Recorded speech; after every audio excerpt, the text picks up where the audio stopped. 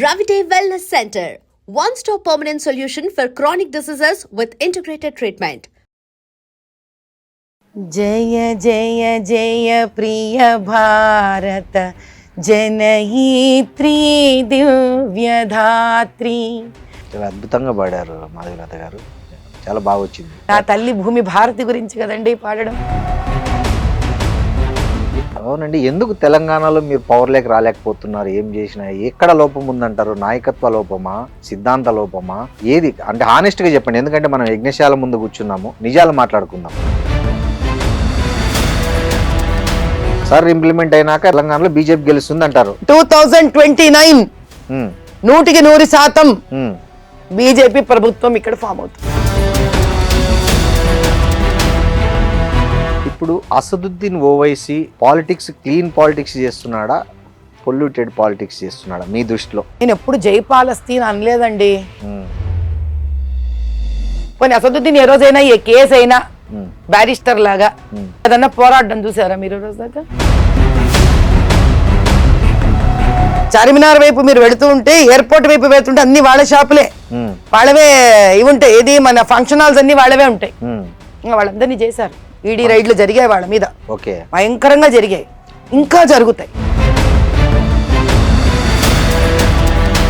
పాపం నా టైపే. నేను ఫస్ట్ టైం ఓడిపోయినప్పుడు ఎలా ఓడిపోయాను, అంబేద్కర్ గారికి తప్పలేదు. నేను ఎంతటి దాన్ని అనుకున్నాను ఆ రోజు.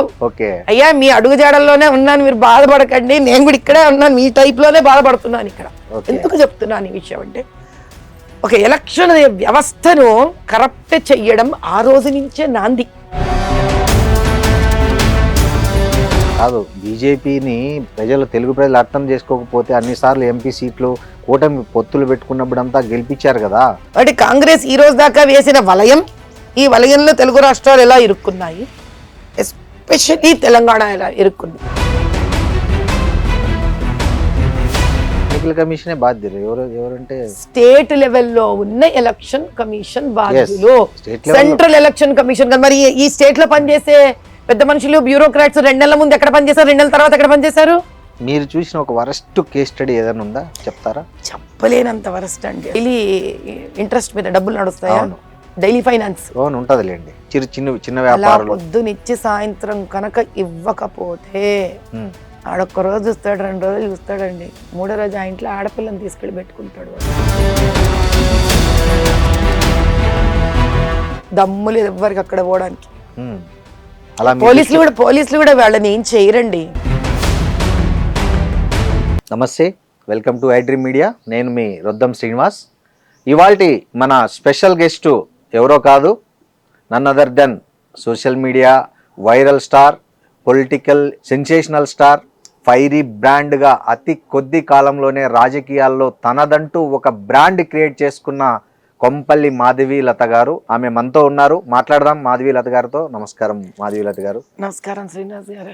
ఏంటండి ఇక్కడంతా ఒక యజ్ఞశాల, ఒక ఇదంతా చూస్తుంటే ఎక్కడో మనము ఒక పురాణ ఇతిహాస కాలంలో ఉన్న ఒక ఫీలింగ్ కలుగుతుంది. మంచిగా న్యాచురల్గా ఇవన్నీ చూస్తున్నాము. అసలు ఏంటిది కాన్సెప్ట్ ఏంటి అసలు? 2023లో ఓకే, అమ్మవారి నవరాత్రులు మొదలయ్యే ఒక వారం రోజుల ముందు సీతారాం బాగ్లో అప్పుడు భారత భాగ్య సమృద్ధి యజ్ఞం అని ఒక 45 రోజుల పాటు సీతారాం దేవాలయం ఉంది. అక్కడ చాలా పురాతన దేవాలయం అది. అక్కడ ఇంకో పక్కన ఒక శివాలయం ఉంది. ఆ శివాలయం సుమారు లెక్కగట్టుకుంటూ వెనక వెళితే కనుక 1500 సంవత్సరాల పురాతన దేవాలయం అంటది. హైదరాబాద్ లో సీతారాం బాగులో 1500 క్రితం. మన దౌర్భాగ్యం లేండి, భాగ్యనగరం అని పిలుచుకోవలసిన నగరానికి భాగ్యమే పోయి ఏదో పేర్లతో పిలుచుకుంటున్నాం, అది వేరే కథ. అసలు మీకు చాలా ఆశ్చర్యకరమైన విషయం ఏంటంటే, ఆ పాత బస్తీలో అంతా కూడా మీకు ఎన్నో దేవాలయాలు, చోళులు అప్పుడు దేవాలయాలు ఉన్నాయి, లక్ష్మీ నరసింహ దేవాలయాలు ఉన్నాయి. అంటే ఒక్కొక్కటి మీకు 1200 సంవత్సరాలు 1400 సంవత్సరాలు అట్లా వెనక్కు పోయే కొద్దీ ఉన్నాయి. అక్కడ ఒక మహాయజ్ఞం చేశాను, భారత భాగ్య సమృద్ధి యజ్ఞం అని. దేశం గురించి అక్కడ పాత బస్తీ నడుబొడ్డులో చేయాలి అని ఒక సంకల్పం కలిగి చేయడం. ఆ తర్వాత దాన్ని ఆపబుద్ధి కాలేదు. కానీ అక్కడ దేవాలయంలో ఇంకా ఎక్కడ మనం ఇలాగే చేస్తూ చేస్తూ దేవాలయాలను దగ్గర తీసేసుకుంటామేమోనని ఒక చిన్న భయంతో వాళ్ళు మీరు 45 రోజులకి అడిగారు కదా, 45 రోజుల కన్నా మేము ఎక్కువ సమయం ఇవ్వలేము అనుకుంటూ ఉంటే, సరే అని ఇక్కడ నేను జూబ్లీ హిల్స్లో చెక్ పోస్ట్ దగ్గర మాదొక చిన్న ప్లాట్ ఉంటే, అలా కాదని చెప్పి మళ్ళీ ఇక్కడ పునః మొత్తం నిర్మాణం చేసి 8 నెలలు ఓకే ద్విశతసహస్ర చండీ యాగం చేశారు. అతిరుద్ర కామేశ్వరి యాగం మళ్ళీ ఇక్కడ భారతదేశంలో చక్కటి ఒక పవర్ఫుల్ సామ్రాజ్యం స్థాపనం కావాలి అని కూడా కరెక్ట్గా అప్పుడు మోదీ గారు అదంతా 2024 23 క్రాస్ అయిపోయాం. అక్కడ చేశాక ఇక్కడ చేయడం జరిగింది. సో ఎన్నికలకు ముందు ఇక్కడ స్టార్ట్ చేశారా? ఎన్నికలు అయిపోయాక తెలంగాణలో? లేదు, అసెంబ్లీ ఎన్నికలు అయినాక. అసెంబ్లీ ఎన్నికలు అక్కడ ఉన్నాను నేను. ఓకే.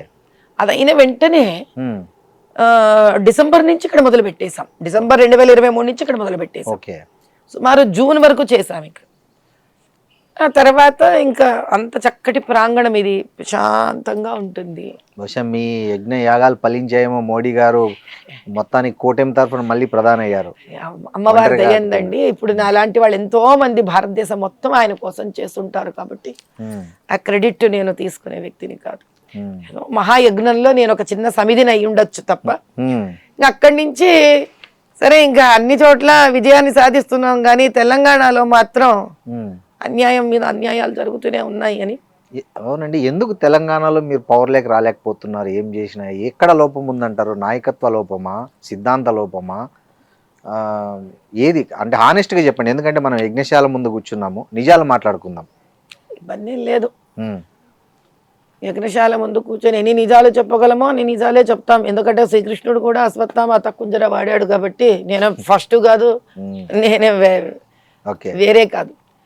అన్నిటికన్నా ముందు పెద్ద సమస్య తెలంగాణలో వచ్చేసరికి ఏమవుతుందంటే, తెలంగాణ ప్రజలని ఏ రోజు కూడా విద్యావంతులను కానివ్వలేదు. అంటే మీకు కొంతమంది చక్కటి కవులు ఉన్నారు, శాస్త్రవేత్తలు ఉన్నారు. ఏదన్నా చిన్న నంబరే, పిడికిలి మందే. ఇంతసేపు పాప వీళ్ళ రియల్ ఎస్టేట్లు ఇలాంటివే తప్ప, మనం బయట నుంచి అద్దెకు తెచ్చి పెడుతున్నాం కంపెనీలు తప్ప, ఈ భూమిలో ఎంతసేపు ఒకరి కోసం ఒకరి కింద పని చేయడం అనే తత్వాన్నే పెంచారు. అదే రజాకారులు. అర్థమవుతుందా నేను మీకు చెప్పింది? అర్థమైంది. సో ఇక్కడ భూమి చాలా కష్టపడిందండి. తెలంగాణ చాలా కష్టపడింది. అసలు ఎప్పుడు ఎట్లుండి, ఎందుకు మీకు 1952, 53 కాలంలో నిజం మాట్లాడుకోవాలంటే కమ్యూనిస్టులు గెలిచారండి ఇక్కడ. అవును, అందరికీ తెలిసిన నిజం. ఎందుకు ఇవ్వలేదు వాళ్ళకి రాజ్య పరిపాలన? ఎవరు వాళ్ళు కమ్యూనిస్టులు అంటే? ఈ రోజు నక్సల్వాదులు కాదు వాళ్ళు. వాళ్ళు నిజంగా రైతుల కోసం, ప్రజల కోసం, స్త్రీల కోసం, పిల్లల కోసం, విద్య కోసం, నిజాం వ్యతిరేకంగా నిలబడిన వాళ్ళు. నిజాం వ్యతిరేకతని, అటు బ్రిటిష్ వ్యతిరేకతని విపరీతంగా ప్రాణాలకు తెగించి పోరాడిన గ్రామీణ శక్తులు వాళ్ళు. సమ్మక్క, సారక్క, కరెక్ట్, ఊరి పొలిమేరు పోచమ్మ, ఎల్లమ్మ, ఇలానే కమ్యూనిస్టులు కూడా అవును ఆ రోజు. అవును, మనసుతో ఒప్పుకుంటాను వాళ్ళని. వాళ్ళు నాస్తికులు కాదు, వాళ్ళు అవును అపర అమ్మవారి భక్తులు, వాళ్ళు శివయ్య భక్తులు. వాళ్ళు ఎలా? ఎందుకంటే వాళ్ళు దేవుణ్ణి వ్యతిరేకించిన వాళ్ళు కాదు. ప్రజలను కాపాడుకోవాలి, సభ్యతా సంస్కారాన్ని కాపాడుకోవాలి. ఈ బయట నుంచి వచ్చిన దొండగులు, ఈ మొగళ్ళు, ఈ నిజాములు, ఈ తెల్లదొరలు వీళ్ళని వ్యతిరేకించారు. వాళ్ళు దేశాన్ని వ్యతిరేకించలేదు. కరెక్ట్. వాళ్ళు ఆయుధాలు పట్టి వెళ్ళేటప్పుడు కూడా ఊరి పొలిమేర దేవత దగ్గర పూజ చేసుకొని వెళ్ళేవాళ్ళు. అర్థమైందా? బతుకమ్మ ఇవన్నీ కూడా ఆ ఇంటి స్త్రీలు ఎంతో మంది పూజలు, పునస్కారాలు, బతుకమ్మ, బోనాళ్ళు ఇవన్నీ చేసుకున్న వాళ్ళే. కానీ ఆ రోజు కమ్యూనిస్టులు ఇంత గెలిచిన తర్వాత కూడా వాళ్లకు ఈ తెలుగు సామ్రాజ్యాన్ని ఎవరు అప్పచెప్పలేదు? నెహ్రూ డిజాల్వ్ చేసి ఇక్కడ ప్రెసిడెంట్ రూల్ పెట్టాడు. అప్పటి నుంచే మొదలయ్యింది పాపం. ఎంత మీరు సర్దార్ వల్లభాయ్ పటేల్ గారు కృషించి ఒక సింహంలాగా గర్జించి రజాకార్లను తరిమితే కూడా నెహ్రూ గారి గొప్పతనం ఏమిటి అని అంటే ఎదగనివ్వలేదు. నెహ్రూ గారు కాదు కదా, కమ్యూనిస్టులోనే చీలికి వచ్చింది. ఒకరు అతివాదులు మితవాదులుగా విడిపోయారు. గెలిచిన దానిని ఎవరు ప్రెసిడెంట్ రూల్ గా మార్చారు అది మాట్లాడండి. ఓకే, నేను చాలా క్లియర్ గా ఉంటాను. చరిత్ర నేను అటు ఇటు తారుమారు చేసే వ్యక్తిని కాదు నేను. ఓకే. సో అందుకు నెహ్రూ ఫస్ట్ ఈ దేశంలో కమ్యూనిస్టులను, అసలు ఇక్కడ కమ్యూనిస్టులు ఎవరు, వాళ్ళ దృక్పథం ఏమిటి, వాళ్ళ ఉద్దేశం ఏమిటి, వాళ్ళ ఉద్దేశము తెలుగు ప్రజలందరికీ ఆమోదదాయకం అయితేనే కదా వాళ్ళని గెలిపించి. ఇప్పుడు కాంగ్రెస్ నిలబడింది అయ్యా ఒక పక్కన, అవును, ఇంకో పక్కన కమ్యూనిస్ట్ నిలబడింది. 1882-83 ఎలక్షన్స్ లో మరి కాంగ్రెస్ ఓడిపోయింది కదా. అవును. ఎందుకు ఓడిపోయావు మరి నువ్వు? అంటే కాంగ్రెస్ ఇక్కడ వాళ్ళకు నువ్వు వద్దు. కాంగ్రెస్ ది సోషలిస్ట్ భావాలు, కమ్యూనిజం ఇక్కడ ఫైట్ చేసింది ఏంటి కాబట్టి. సోషలిస్టు? అంబేద్కర్ గారిని ఓడించడం సోషలిస్టా? అంబేద్కర్ ను కూడా ఓడించాడా నెహ్రూ? 100%. మరి అంబేద్కర్ గారు నిలబడిన చోట మీకు ఒక చిన్న ఉదాహరణ ఇస్తా. చెప్పండి. ఇది వరకు కూడా చెప్పాను, మళ్ళీ చెప్తా. పివి నరసింహారావు గారు ఎలక్షన్స్ లో నిలబడుతున్నారు ప్రధానమంత్రిగా ఉన్నప్పుడు. ఒకసారి ఆయన ఎంపీ ఎలక్షన్స్ కి నిలబడ్డారు. సింపులా? ప్రధానమంత్రి పోస్ట్ కి నిలబడుతున్నాడు ఆయన ఎంపీ ఎలక్షన్ నంద్యాల నుంచి. అంబేద్కర్ గారు ఒక్కటే ఒక సీటుకి తాను ఒక్కడే నిలబడ్డాడు. అంటే తను పోటీతో గెలిచి హీరో చేయాలనుకున్నారేమో కదా. ఆయనకు ఎదురుగా నిలబెట్టించింది ఎవరిని? నెహ్రూ. ఆయన కింద ఫైళ్లు పట్టుకున్న కజురోల్కర్ చరిత్రలో ఓట్లు ఉన్నాయంటారు మీరు. ఇది బ్యాలెట్ పేపర్లు కదా. సో అందుకేనా మోడీ గారు బ్యాలెట్ తీసేసి ఈవీఎంలు పెట్టింది దొంగ ఓట్లు అరికట్టడానికి? మోదీ గారి టైంలో కాదు, మామూలుగా. అంటే ఇట్లా మోదీ గారి కన్నా ముందే స్టార్ట్ అయింది ఈవీఎం. అంటే దాన్ని కంటిన్యూ చేస్తున్నారు కదా. ఎస్. సెకండ్ పాయింట్, అప్పటి వరకు నెహ్రూకి కమ్యూనిస్టులు అంటే పడదు. ఓకేనా? ఓకే. కేవలం అంబేద్కర్ గారిని ఓడించడానికి మాత్రమే కమ్యూనిస్ట్ పార్టీ ఆఫ్ ఇండియాతో చేయగలిపాడు దాంగేతో. ప్రూఫ్ ఏంటి? దాంగే విడిగా నిలబడ్డాడు, ఈయనకు ఆపోజిట్ గా. కాంగ్రెస్ నుంచి ఈయన అసిస్టెంట్ తీసుకొచ్చి ఈయన ఆపోజిట్ లో నిలబెట్టారు. న్యూస్ పేపర్లలో ఎలక్షన్స్ ముందు అంబేద్కర్ గారి గురించి తప్పుడు ప్రచారం వేస్తే అప్పట్లో ఒక ట్రిబ్యునల్ ఉండేది, మీకు ఎలక్షన్ కమిషన్ ట్రిబ్యునల్ ఉండేది. అది ఇండిపెండెంట్ బాడీ కాదు, కాంగ్రెస్ కింద పనిచేసేది, రూలింగ్ పార్టీ హయాంలో పనిచేసేది. So they did not even bother to disqualify దాంగే. ఎందుకని? కాదండి, నెహ్రూకు అంబేద్కర్ మీద ఇంత వ్యతిరేకత ఉంటే అతన్ని రాజ్యాంగానికి దానికి ఎందుకు అధ్యక్షుని చేస్తాడు? ఆయన రాసిన రాజ్యాంగాన్ని ఎందుకు చేసుకుంటాడు? అతను ఎవడు కాదు ఆమోదించడానికి. అయితే మీరు చరిత్ర చదువుకొని రావాలి, అదే మాట్లాడ. నెహ్రూ ఎవడండి ఆమోదించడానికి? ఆమోదించకపోవడం ప్రధాని ఇంట్రెస్ట్ లేకపోతే దానికన్నా ముందే రాజ్యాంగము ఆయన ప్రధాని అయ్యేదానికన్నా ముందు నుంచే ఒక కమిటీ తయారయ్యి ఆ కమిటీలో సభ్యులందరూ కలిసి దాంట్లో ప్రధాన పాత్ర వహించిన మన అంబేద్కర్ గారు కలిసి రచించడం జరిగింది. అతను నెహ్రూ ఇంటి విషయం కాదు, ఆయన ఇంటి పేపర్లు కాదు ఆయన డిసైడ్ చేయడం అనేది. ఆయన ఇంటి విషయం కాకపోవచ్చు కానీ ఆయన వ్యతిరేకత ఉంటే, వ్యతిరేకత చేస్తే అప్పుడు ప్రజలు లేస్తారండి కొట్టడానికి. సో అందుకని మోడీ గారు 1954-55 సంవత్సరాలలో, అంటే అప్పటికి ఎంతకాలం అయిపోయింది మనకు వచ్చి? సుమారు 6-7 ఏళ్ళు అయిపోయింది మీకు. 47 అంటే అంతే. అప్పుడు నిలబడ్డాడు ఆయన ఎలక్షన్స్ కి. అంతవరకు ఆయన నిలబడలేదు పాపం. ఆయన నిలబడలేదు. చూసి చూసి చూసి విసుగొచ్చి ఆయన చెప్పింది ఏది వర్క్ చేయట్లేదు అని.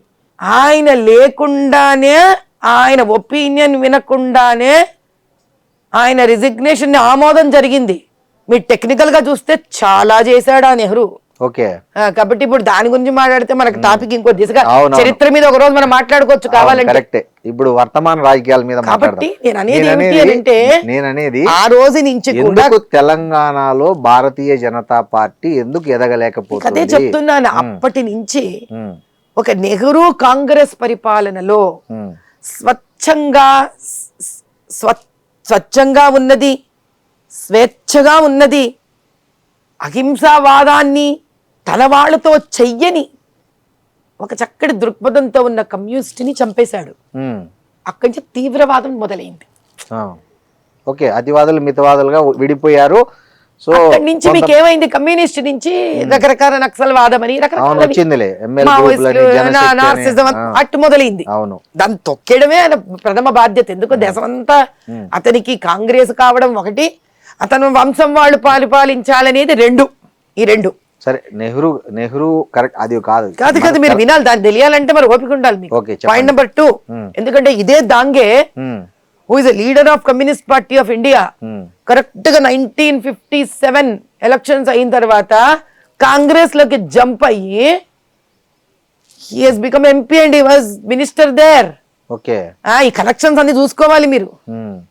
ఇప్పుడు మనకు బీజేపీలోకి చాలా మంది వచ్చినట్లు వేరే వేరే పార్టీల్లో సిబిఐ ఈడీ కేసులు ఎదుర్కొని, అంటే వాళ్ళని మనం ఎవరి ముందు కూడా నిలబెట్టించలే. ఎప్పుడు ఎలక్షన్స్ కి అంబేద్కర్ ని ఓడించడానికి నిలబెట్టించిన దాంగే ఎవరైతే ఉన్నాడో, ఈ దొంగ ఓట్ల ప్రచారము ప్లస్ దొంగ ఓట్లు వాడుకోవడము ప్లస్ ఈ అంబేద్కర్ గారి మీద ఏదైతే న్యూస్ పేపర్ల మీద తప్పుడు ప్రచారం వేయించాడో పోషణ జరిగింది. ఎందుకని?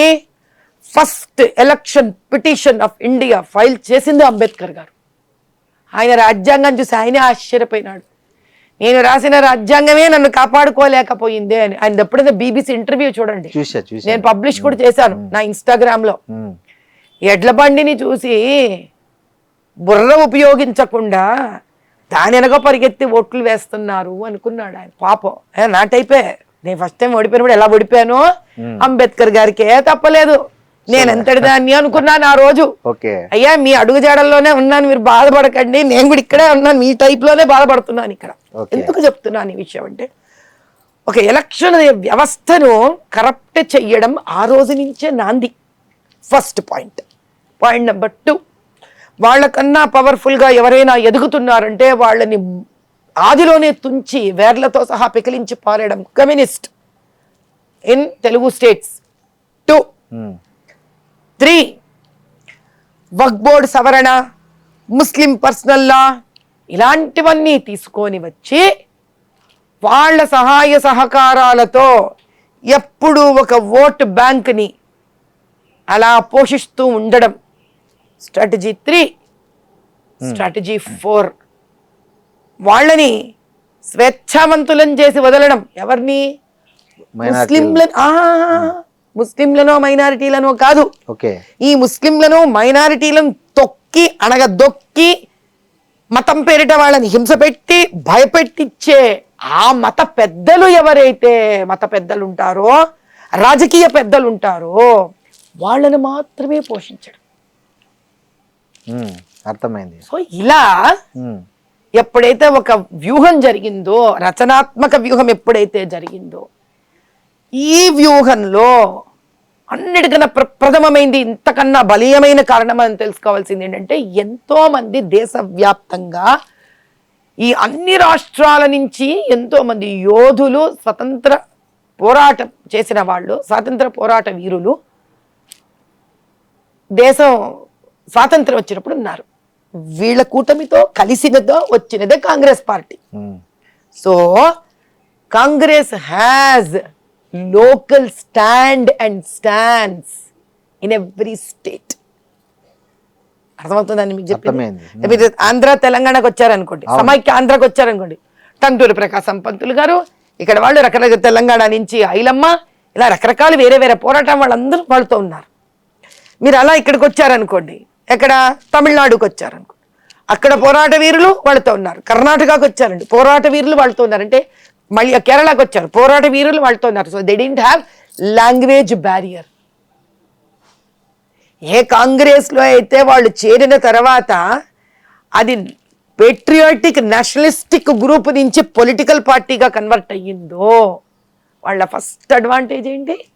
అన్ని రాష్ట్రాల్లో వాళ్ళకి లోకల్ క్యాడర్ ఉంది. లోకల్ క్యాడర్ ఉంది. స్వతంత్ర పోరాటం క్యాడర్ మొత్తం షిఫ్ట్ అయ్యి పొలిటికల్ క్యాడర్ అయింది. కానీ బీజేపీకి అలా లేదుగా. మీకు నేననేది పూర్తి వినండి.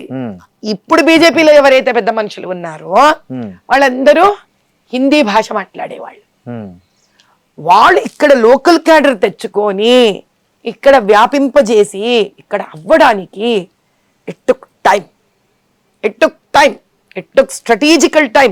ఎందుకంటే వీళ్ళందరికీ స్పష్టంగా అనర్గళంగా హిందీ మాట్లాడగలగాలి వీళ్ళు. వాళ్ళ భావాలను వీళ్ళు అర్థం చేసుకోగలగాలి, వీళ్ళ భావాలు వాళ్ళని అర్థం చేసుకోగలగాలి. ఎందుకు అసలు బీజేపీ ఎక్కడి నుంచి పుట్టిందండి?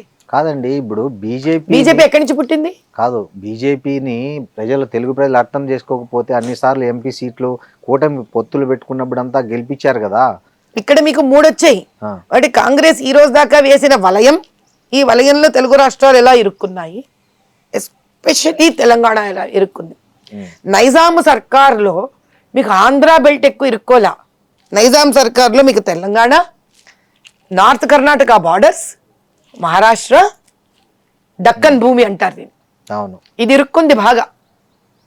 ఇక్కడ ఎవరి రాజ్యం ఉంది? కాదండి, ఇప్పుడు ఈ ఇక్కడ ఎవరి రాజ్యం ఉంది? కాంగ్రెస్ వాళ్ళ నిజాం రాజ్యం. నిజాం రాజ్యం తర్వాత నిజాం రాజ్యం నుంచి ఇది వెళుతూ వెళుతూ కాసిం రజ్వీకి చేతికి ఇస్తే, కాసిం రజ్వీ వెళుతూ వెళుతూ ఎవరి చేతికి ఇచ్చాడు? ఎంఐఎం చేతికి ఇచ్చాడు. Understand the connections.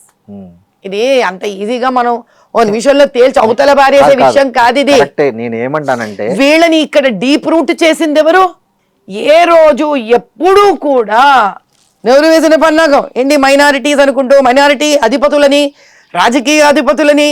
అయితే ఇట్స్ హ్యూజ్ ట్రాప్. ఈరోజు మనం ఏదో సడన్ గా వచ్చి ఓ బీజేపీ, ఓ మోదీ గారు ఓ పేరు మీద మాట్లాడి ఈ పేరుతో ఎందుకు మీరు గెలవట్లేదు అంటే, ఇది నిన్ననో ఈ రోజు వేసిన వ్యూహము కాదు, నిన్ననో ఈ రోజు ఆలోచిస్తే వచ్చిన రాజకీయము కాదు. అంతెందుకు, నాదే మాట్లాడదాం. ఒకళ్ళ గురించి నాకెందుకు? నేనేం రోజు చూడట్లే వాళ్ళ జీవన విధానం, నాది నేను మాట్లాడుకుంటాను. ఎంపీ ఎలక్షన్స్ 2024 మీకు ఒక ఎలక్షన్ కమిషన్ ఎలా పనిచేస్తుంది? ఢిల్లీలో తన వాళ్ళు వచ్చి ఇక్కడ పనిచేయరు, ఇక్కడ వాళ్ళు తన కోసం పనిచేస్తారు. అవును, ఎంత ఒప్పుకుంటారా మీరు? అవును. ఇక్కడ ఉన్న వ్యవస్థ ఏదైతే సిస్టమ్ ఉంటుందో, ఈ సిస్టమ్ 2-3 నెలలకి అటాచ్ అయ్యి వాళ్ళతో పనిచేస్తారు. అలాంటప్పుడు వాళ్ళకి నేను ఒక కంప్లైంట్ మొత్తం కట్ట పంపించడం జరిగింది ఢిల్లీకి. వాళ్ళు ఏం చేశారు, అక్కడి నుంచి వాళ్ళు ఇక్కడికి రాశారు. ఇక్కడ కలెక్టర్కి, అప్పుడు దిదెన్ సిఇఓ ఆఫ్ ఎలక్షన్స్ కమిషన్ కి ఇక్కడ పంపించారు. వీళ్ళ బాధ్యత ఏంటి? వీళ్ళు జిహెచ్ఎంసీకి అందరికీ పంపించారు. అందరికీ పంపించడం జరిగితే నాకు చాలా రోజులకి కంటిన్యూస్ ఫాలోఅప్ తర్వాత ఒక లెటర్ వచ్చింది. ఆ లెటర్లో ఏమని ఉందంటే, మేము వీళ్ళకి పంపించాము, మేము అన్ని తగు చర్యలు చేస్తున్నాము, కానీ జిహెచ్ఎంసీలో ఏదైతే కొన్ని ఇండ్ల నంబర్లు లేనివి మార్పిళ్ళు ఏవైతే జరిగాయో, మీరు లేని ఇండ్లు ఏవైతే ఉన్నాయి అని అంటున్నారు, మీ లెక్క ప్రకారం మీరు సుమారు 36,000 చిల్లర్ల ఇండ్లు ఇచ్చారు వీళ్ళవి, ఇప్పుడు మేము వీటిల్ని ముట్టుకోదలుచుకోలేదు అని ఇక్కడ స్టేట్ నుంచి నాకు ఆన్సర్ వచ్చింది. ఓకే, అంటే 36,000 మాత్రం పడిపోతాయి ఓట్లు, మీకు అవన్నీ ఏదో పడనట్టు. సరే, పెద్ద మనుషులు, మీకు బ్యూరోక్రసీ, మనం ఏది ఇస్తుందే విందాం, పంపించారు నాకు. Very good. సరే, నాకు అర్థమైంది ఇంకా వీళ్ళేం చేయదలుచుకోలేదని. ఆ తర్వాత ఓట్లు డిలీట్ చేశాము, దొంగ ఓట్లు తీసేశాము. ఈరోజు ఆ ఎస్ఐఆర్ వాల్యూ ఏంటో మీకు చెప్తా, ఓకేనా? ఇక్కడ వీళ్ళందరూ కలిసి ఆ రోజు మీరు తీస్తే పెద్ద మనుషుల పేర్లన్నీ ఉన్నాయి. ఇప్పుడు ఎందుకు ఆ బ్యూరోక్రాట్స్ పేర్లు? నేను తీసుకున్నా ఒకటే, తీసుకోకపోయినా ఒకటి, దానికి ఏం విలువ లేదు ఈరోజు. ఇంకా మేము ఇన్ని ఓట్లు డిలీట్ చేశాము అన్నారు. మరి డిలీట్ చేసిన ఓట్లు నాకు ఇవ్వండి షీటు, ఏవి డిలీటెడ్ అయ్యాయి అంటే లాస్ట్ మినిట్ వరకు ఇవ్వలేదంటే మమ్మల్ని ఒక చిన్న విండోలో పెట్టడానికి ఇచ్చారు. ఇస్తే నేను చెక్ చేస్తే అన్ని ఎలిజిబుల్ లీగల్ గా ఉన్న ఓట్లని డిలీట్ చేసి పారేసి, ఎవరైతే యాక్చువల్లీ డిలీట్ చేయాల్సిన ఓట్లు ఉన్నాయో అవి డిలీట్ అవ్వలేదు. ఎవరు బాధ్యులు దీనికి? ఎన్నికల కమిషనే బాధ్యులు. ఎవరంటే స్టేట్ లెవెల్లో ఉన్న ఎలక్షన్ కమిషన్ బాధ్యులు, సెంట్రల్ ఎలక్షన్ కమిషన్. మరి ఈ స్టేట్ లో పనిచేసే పెద్ద మనుషులు బ్యూరోక్రాట్స్ 2 నెలల ముందు ఎక్కడ పనిచేశారు, 2 నెలల తర్వాత ఎక్కడ పనిచేశారు? బీఆర్ఎస్ లో చేశారు, కాంగ్రెస్ లో పనిచేస్తున్నారు, ఈ రోజు కాంగ్రెస్ లో పనిచేస్తున్నారు. ఫినిష్డ్. వాళ్ళు దేశానికి పనిచేయలా, వాళ్ళు ఎన్నికబడ్డ పవర్ లో ఉన్న పార్టీకి పనిచేశారు. మిమ్మల్ని ఇంకా ముందుకు వస్తాను, ఇంకా ప్రూఫ్ ఇస్తాను మీకు. Without proofs Madhavi Latha will never speak. ఆ రోజు నేను బురకా ఎత్తేసాను, గందరగోళం చేశాను. అసలు మామూలుగా మనం ఒక ఎఫ్ఐఆర్ వేయమంటే అసలు రోజుల తరబడి ఎఫ్ఐఆర్ అయ్యారు వీళ్ళు. 10 నిమిషాలు ఎఫ్ఐఆర్ పడింది నా మీద, బేగంపేట పిఎస్ లో. పర్లా వేసుకోండి, న్యాయాలు దైవాధీనం, దేవుడు ఎవరో పరిష్కరిస్తాడు. ఒక్కడి ప్రూవ్ చేయలేకపోయినారు నా మీద. ఏ స్త్రీనైతే నేను ఎందుకో అక్కడికి వెళ్ళక ఒక అనుమానం వచ్చింది నాకు. స్త్రీనా పురుషుడానా కాదు, ఏంటో తేడాగా ఉంది. ఐడి ఈవిడ ఏదో గల్లంత అయితే ఉంది. ఎందుకంటే వాళ్ళు ఎవరు చెక్ చేయట్లేదు, పోలింగ్ బూత్ ఆఫీసర్ చెక్ చేయట్లేదు, పోలీసులు బురకా చూసి స్త్రీలు ఎవరు చూడకుండా వీళ్ళని పంపించట్లేదు. ఫస్ట్ క్వశ్చన్, నువ్వు ఓటర్ ఐడి ఎలా చేయించుకున్నావు? ఫోటో పెట్టి తీయించుకుంటారు. స్త్రీలను పంపించి ఫోటోలు తీస్తున్నారా వీళ్ళకి ఏమన్నా? లేదు, పురుషులే తీస్తారు. ఏముంది, అయిపోయిందా క్లారిటీ? 2, పాస్పోర్ట్ ఎలా చేయించుకుంటున్నావు? అక్కడ ఎవరుంటే వాళ్ళు తీస్తారు. స్త్రీ ఆఫీసర్ ఉంటే స్త్రీ, పురుషుడు ఆఫీసర్ ఉంటే పురుషుడు. 3, ఇమిగ్రేషన్ ఆఫీసు, దుబాయ్ పో, అమెరికాకు పో, మిడిల్ ఈస్ట్ పో, ఏం చేస్తున్నావు? ఇమిగ్రేషన్ అటెండ్ అవుతారు. ఫేస్ రికగ్నిషన్ కెమెరాలు ఇస్తున్నావా? తంబు అన్ని తీసుకుంటారు కదా. అవును, నేనేమి రాజ్యాంగానికి విరుద్ధంగా అడగలేదు కదా మొహాలు చూపించాలని. మరి ఎందుకు మొహాలు చూడకుండా ఓట్లు వేయించడం జరిగింది? అప్పుడు ఎవరి పార్టీ నడుస్తుంది? పైనుంచి సెంట్రల్ ఎలక్షన్ కమిషన్ ఇక్కడ కానిస్టేబుల్ ఏం చేస్తున్నాడో వచ్చి చూస్తుందా? మీకు సిఐఎస్ఎఫ్ వస్తుంది, రైల్వే పోలీస్ వస్తుంది. మీకు ఎవరికైనా తెలుసా వాళ్ళ పని ఏంటో? లోపల ఉన్న పోలీసు కానీ, లోపల ఉన్న ఎలక్షన్ ఇన్ఛార్జ్ ఆఫీసర్ కానీ, బూత్ ఇన్ఛార్జ్ కానీ మీరు లోపలికి రండి ఇక్కడ గొడవ జరుగుతుంది అంటేనే వీళ్ళు లోపలికి వస్తారు. అంతవరకు రారు. ఆ నేను ఎలక్షన్లోనే మొదటిసారి తెలుసుకున్నాను ఈ సంగతి. సో మీరు ఎన్ని ట్రక్కులు ఎన్ని వ్యాన్లు తెచ్చుకున్నా అక్కడ waste. Okay, by rule they only have to stand there. They have no right to enter into the polling booth without the instructions of polling officer. మీ ఓటమి ఓకే అక్కడ కాదు. ఏ కేసు అయితే నా మీద వేశారో ఆ కేసు ఆ నంబరు ఎగ్జాక్ట్ గా జిహెచ్ఎంసి ఇండ్లు లేవు అని నేను సబ్మిట్ చేసిన దాంట్లో ఈ నంబర్ ఉంది. ఏ నెంబరు? మీకు ఏ ఓటర్ ఐడి నంబర్ మీద నేను ఏదో బురకా ఎత్తేసానని కేసేసారే. అవును, ఆ ఓటర్ ఐడి నంబర్ చివరికి ఎక్కడ తేలింది అనుకున్నారు? నేను ఎతుకుతే మీరు కేసేసిన నేను ఆ 36,000 ఇండ్లు మేము మార్చము అన్నారు కదా వీళ్ళు. They are non existing.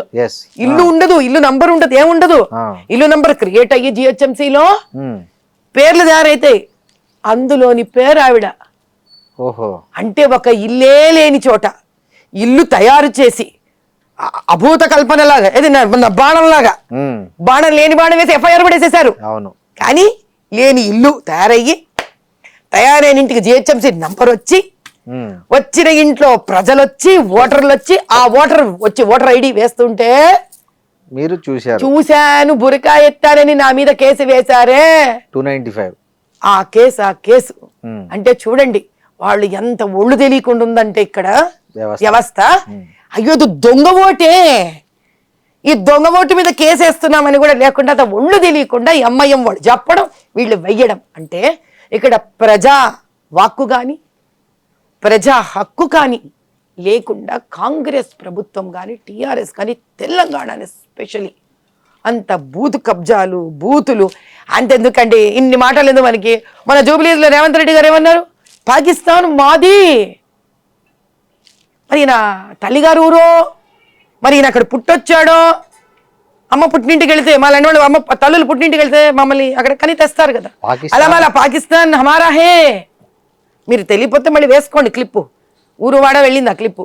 పెద్ద కొత్త కాదు, వింత కాదు అది. మేమే ముస్లిమ్సే మేము అని అన్నాడుగా. ముస్లింల ప్రయోజనాలు ప్రొటెక్ట్ చేస్తామన్నాడు. మేమంతే, మేము కాంగ్రెస్ అంటే totally we are there only for Muslims.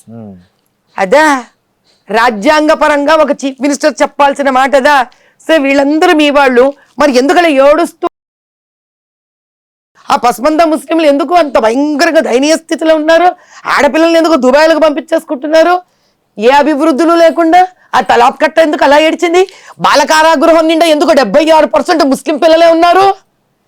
ప్రజల కోసం కూడా కాదు, పొలిటికల్ ఇస్లామిక్ వాళ్ళని బాగా తిని నువ్వు భుజం మీద చెయ్యేసుకో అని పెంచితే వాళ్ళు దౌర్జన్యంగా వచ్చి కబ్జాలు చేసి బూత్ క్యాప్చరింగ్లు అడ్డాలు వేసి. అంటే ఈరోజు బీజేపీ ఇవన్నీ చెయ్యకుండా నేను బీజేపీయే కదా, మీరు do BJP I represent BJP? 100%. బూత్కి వెళ్ళాను మరి, నేను జరుగుతున్న అన్యాయాన్ని ఓపెన్గా చూపించాను. రాత్రి 9ంటికి బూత్ క్యాప్చర్ అయితే వీడియో తీసి చూపించాను. అక్కడ పెద్ద మనిషి ఉన్నారు, సౌత్ డీసీపీ గారు. ఆ రోజులలో ఆవిడ నాతో ధమ్కి ఇచ్చింది. ఆవిడ నాకు, మీరు ఇక్కడి నుంచి వెళ్ళకపోతే మేమేం చేయలేము, ఎంఐఎం మాబ్ వచ్చి మిమ్మల్ని కొడుతుంది అని. అంతటి అద్భుతమైన తెలంగాణ రాష్ట్రంలో అన్నిటికీ తెగించిన నాకే వీళ్ళు ధమ్కీలు ఇవ్వగలిగితే, గెలవనివ్వకుండా బూత్ క్యాప్చర్లు చేసుకొని కాదు మరి సామాన్య ప్రజల పరిస్థితి ఏంటి? కాదండి, మరి గెలిచినారు కదా మీ పార్టీ నుంచే. అందుకే ఈసారి SIR-ని గట్టిగా అవలంబిస్తారు. ఎందుకని ఇప్పుడు నేననేది మొన్న ఎలక్షన్ లోనే మీ పార్టీ నుంచి గెలిచారు కదా అంటున్నా. ఎన్ని గెలిచామండి, ఎన్ని గెలిచాం? 8 ఎంపీ. అదో పెద్ద నంబరా? 17కు 17 గెలవాలి బీజేపీ. అంత ప్రేమ ఉంది ప్రజల్లో బీజేపీ మీద. అంటే మీకు జరిగిన కుట్రలు ఆ గెలిచిన వాళ్ళు ఎవరికి జరగలేదనా, లేకపోతే ఓడిపోయిన వాళ్ళందరూ మీలాగే కుట్రకు బలైన వాళ్ళనా? అంటే ఇప్పుడు చిన్న విషయం చెప్తాను మీకు.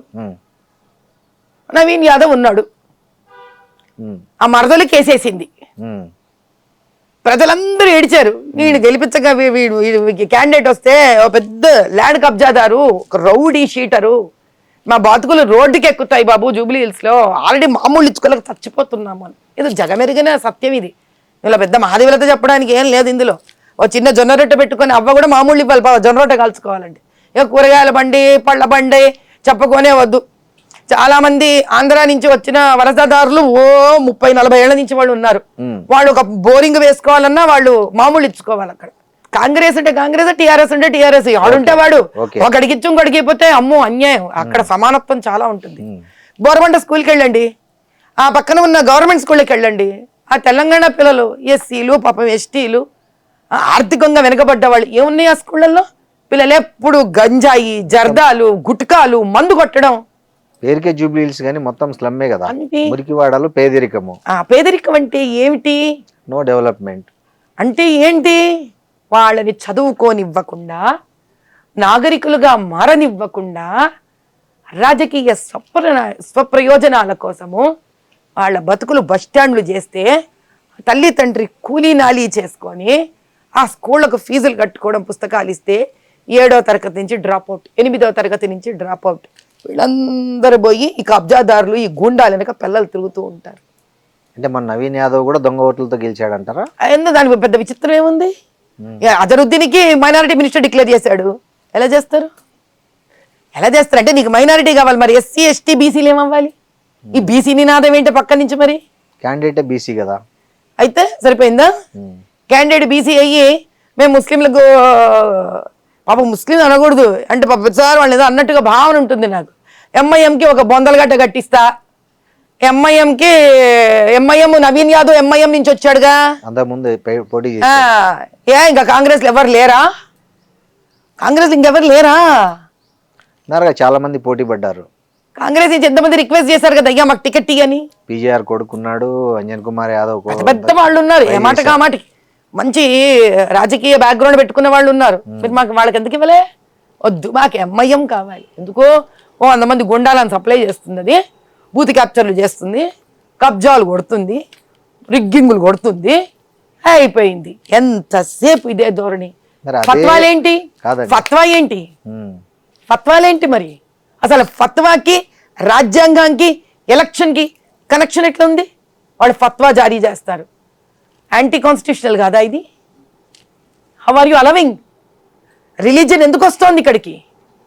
మతానికి రాజ్యాంగానికి ఏంటి సంబంధం? మతానికి ఎలక్షన్కి ఏంటి సంబంధం? ఇప్పుడు దేశంలో అదే కదా జరుగుతున్నది. ఒక వ్యక్తి ఫత్వా తీయడం అంటే ఏంటి? మేము ఏ రోజు ఎవరికి చెప్పలేదే హిందూకి నువ్వు కాంగ్రెస్ ఓటేయకని చెప్పలేదే హిందూకి వెళ్ళి. ఏ మఠాధీశుడి నుంచో అయోధ్య నుంచో మేము లెటర్లు తీసుకొని రావట్లేదే, శాసనాలు ప్రింట్ చేసుకొని రావట్లేదే. మీరు మధ్యలో కూర్చొని శాసనాలు ప్రింట్ చేసి ఫత్వాలు బయట తీస్తారు మీరు. అంటే ప్రజలు ఎక్కడో మతం అనే పేరుతో భయపెట్టిస్తున్నారా లేదా? గౌలిగూడ చమన్ దగ్గర రోడ్డు వైడనింగ్లో సుమారు 20 ముస్లింలు ఇండ్లు ఉన్నాయి. మీకు మేము కాంపన్సేషన్ ఇస్తామన్నారు. వాళ్ళు పాపం భయపడి మొత్తానికి ఇచ్చారు. చివరికి ఇది వక్ఫ్ ల్యాండ్ మీకు ఇయ్యక్కర్లేదని చెప్పారు. గట్టిగా పోరాడి ఇద్దరికి ఇచ్చారు. మీద 18 మంది ఈరోజు ఏడుస్తూ కొట్లాడుతూనే ఉన్నారు దానికోసం సైలెంట్గా. ఎందుకు బయటికి రాలేరు? భయం. ఇది కాంగ్రెస్ పరిపాలన. ఇంత దానిలో నుంచి నేను ఏదైతే కొత్తగా వచ్చిన స్త్రీ, పొలిటికల్ ఫ్యామిలీ కాదు, ఏ బ్యాక్గ్రౌండ్లు లేవు, పోరాడితే దీనివల్ల వచ్చిన ఒక చిన్న ప్రయోజనం ఏమిట్రా అంటే ధైర్యం చేసి ఇప్పటి వరకు ఎవరు వెళ్ళని ప్రాంతాలకు వెళ్ళి అక్కడ బోగసింగ్ ఎలా జరుగుతుంది.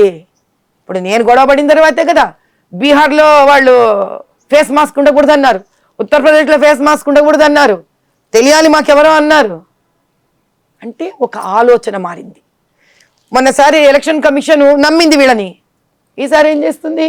ఈసారి నమ్మదలుచుకోలేదు. అందుకే ఎన్ని ఓట్లు డిలీట్ అయినాయి తమిళనాడులో, ఇప్పుడు వస్తుంది తెలంగాణకి కూడా. ఇంతకాలం ఎలక్షన్ కమిషన్ ఏం చేసింది? నమ్మింది. సార్ ఇంప్లిమెంట్ అయినాక తెలంగాణలో బీజేపీ గెలుస్తుంది అంటారు. 2029 100% బీజేపీ ప్రభుత్వం ఇక్కడ ఫామ్ అవుతుంది. 100%.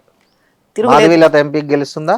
అవన్నీ నాకు అనవసరం. నాకు తెలంగాణలో ఈ దుర్మార్గ దౌర్జన్య దుష్ట లంచగొండి రాజకీయ పార్టీలు వెళ్ళిపోతే మోదీ గారి ఆధ్వర్యంలో తెలంగాణ సుభిక్షంగా ఉంటే చాలు. నాకు టికెట్ ఇచ్చినా పర్లేదు, నాకు టికెట్ ఇవ్వకున్నా పర్లేదు. అంటే ఏంటి అప్పుడే విత్డ్రా అయిపోతున్నారు పాలిటిక్స్ నుంచి? ఇచ్చినా పర్వాలేదు, ఇవ్వకున్నా పర్వాలేదు అంటే దాన్ని విత్డ్రా అన్నారు నాయన. వ్యామోహం లేకపోవడం అంటారు. అట్లా కాదండి, మీరు ఫైటర్ ఫైట్ చేశారు, నేను ఫైట్ చేస్తూనే ఉంటాను. మీరు ఆ ఫలితం సాధించే వరకు ఎందుకు ఫైట్ చేయకుండా మధ్యలో ఆపేస్తున్నారు? మీరు అదే చెప్తున్నాను, మీకు భాష అర్థం కావట్లేదు శ్రీనివాస్ గారు. నా స్టేట్మెంట్ మళ్ళీ వినండి. నేను ఇచ్చినా ఇవ్వకపోయినా లేదు. మీరు ఏమనాలంటే నేను ఇయ్యాలి, నేను రావాలి, నా మేనమామ సొత్త పార్టీ నాదా బలి చెప్తారు మీరు. పార్టీ అధిష్టానం నిర్ణయిస్తుంది. మీకంటే బలమైన అభ్యర్థి వాళ్ళు నిర్ణయించుకోవాలి, నేను కాదు. నా పని ఒక తెలంగాణ పౌరురాలిగా తెలంగాణలో స్వచ్ఛమైన రాజకీయాలు రావడం కోసం పోరాడడం నా పని. అంతే. గెలవడం గెలవకపోవడం, పోటీ చేయడం చేయకపోవడం కాదు. గెలవడమో గెలవకపోవడమో అనేది పోటీ చేస్తే వస్తుంది. ఇప్పుడు పోటీ చేయడం చేయకపోవడమో టికెట్ ఇస్తే వస్తుంది. కాబట్టి నాకు టికెట్ ఇవ్వాలి అని శాసించే హక్కు నాకు లేదు. శాసించమనట్లే, టికెట్ ఇచ్చారు. ఇప్పుడు మొన్న జూబ్లీహిల్స్ కి అడిగాను, వాళ్ళ నిర్ణయం అది. అలాని జూబ్లీహిల్స్ మంచి కోరుకోవడం మానేస్తానా? మానను. నిజంగా మీకు జూబ్లీహిల్స్ టికెట్ వచ్చింటే మన పరిస్థితి ఎలా ఉండేది? అది ప్రజలు చూపించుండేవాళ్ళు మీకు. నేను చెప్పక కాదండి, మీ ఫైట్ అంటే మాధవీలత ఎట్లా ఫైట్ చేస్తుందో అందరికీ తెలుసు, ఐ డ్రీమ్ తో సహా తెలుసు. మాధవీలత తన గురించి తను మాట్లాడుకోవడం ఎందుకు? సో మొన్న అసలు 3rd ప్లేస్ వచ్చారు, ఎట్లా అనిపించింది జూబ్లీహిల్స్ లో? చాలా బాధ వేసింది. ఎందుకు అలా 3rd ప్లేస్ లో ఉండిపోవాల్సి వచ్చింది బీజేపీ అంతా? అది మీరు ఆ ఏరియాలో నిలబడ్డనవి మన లంకల్ దీపక్ రెడ్డి గారిని తద్వారా వారి పెద్దవాళ్ళని అడగాలి, కానీ నన్ను అడగకూడదు. నన్ను నా గురించి అడగాలి ఎప్పుడు కూడా. ఒకరి గురించి నేను మాట్లాడాను. Okay, I never talk about others. That's my principle. సరే, మాధవీలత గారు ఈ మధ్య ఒక కాంట్రవర్సీ ఏంటంటే నటుడు శివాజీ ఉమెన్ వేసుకునే దుస్తులు మీద ఒక కాంట్రవర్షియల్ స్టేట్మెంట్ చేశాడు. మీ దృష్టికి నాకు తెలియదండి, నాకు రాలేదండి నిజంగా. ఆయన ఏమన్నాడంటే నిండుగా వేసుకోవాలమ్మా హీరోయిన్లు, అలా వేసుకోకుండా సామాన్లు కనిపించేలాగా పోతే మన నిధి అగర్వాల్ మీద ఏదైతే అట్లా జనం మూక దాడి జరిగిందో అలాంటివి వస్తాయి. అసలు ఈవెన్ మీకు పైకి మంచిగా మాట్లాడే వాళ్ళు కూడా లోపల మాత్రం తిట్టుకుంటారు, దరిద్రపు ముండా ఇట్లా బట్టలు వేసుకుంది అని అనుకుంటారు. మంచిగా నిండుగా వేసుకోండి, చూసే గౌరవం ఉంటుంది, నిండుదనం కప్పుకుంటేనే ఎక్కువ గౌరవం వస్తుందని ఒక ఆడియో రిలీజ్ ఫంక్షన్లో చేశాడు. సో దాని మీద నటి అనసూయ తీవ్రంగా స్పందించారు. ఆమె ఏమన్నారంటే స్త్రీలు ఏం వేసుకోవాలో కూడా మీరు చెప్పాల్సిన అవసరం లేదు, స్త్రీలకు ఏది ఇష్టమైతే అది వేసుకుంటారు, మీరు అవన్నీ మీరు గీతలు గీసేయద్దండి ఇప్పటికి కూడా 21వ శతాబ్దంలో. సో మీరు మీకు నిజంగా స్త్రీల పట్ల కన్సర్న్ ఉంటే అరే ఆ అమ్మాయిని ఎందుకు అలా మూకదాడి చేశారో, ఆ అమ్మాయిలో మీ అక్క చెల్లి మీ అమ్మ చూడలేదా మీరు అని అట్లా చెప్పండి, కానీ మగవాళ్ళకి గీయండి హద్దులు, ఆడవాళ్ళకి కాదు అన్నారు. దీనిపైన మాధవీలత గారి స్టేట్మెంట్ ఏంటి? నేను ఒక విషయం చెప్తాను. ఇది అనసూయ గారికి సంబంధించింది కాదు, అమ్మాయి హీరోయిన్కి సంబంధించింది కాదు, శివాజీ గారికి సంబంధించింది కాదు. ఏమైందంటేనండి, అసలు ఒకప్పుడు కనుక మీరు ఒక 2000 సంవత్సరాలు వెనక్కి వెళ్ళిపోతే భారతదేశంలో స్త్రీ చాలా స్వేచ్ఛగానే వస్త్రధారణ వేసుకునేది. అందుకే మీరు ఇప్పుడు కూడా మనం దేవీ దేవతల పాత విగ్రహాలు arts లో, చూస్తే, అవును, మన రవివర్మ గారి ఆర్ట్ చూస్తే చూస్తే ఒక సింగిల్ వస్త్రం ఉంటది. చాలా చాలా సెక్సీగా తయారయ్యేవారు స్త్రీలు. ఆ స్వేచ్ఛ వల్లనే అంటే ఆవిడకి ఎలా కావాలో అలా శృంగారం చేసుకునేది స్త్రీ.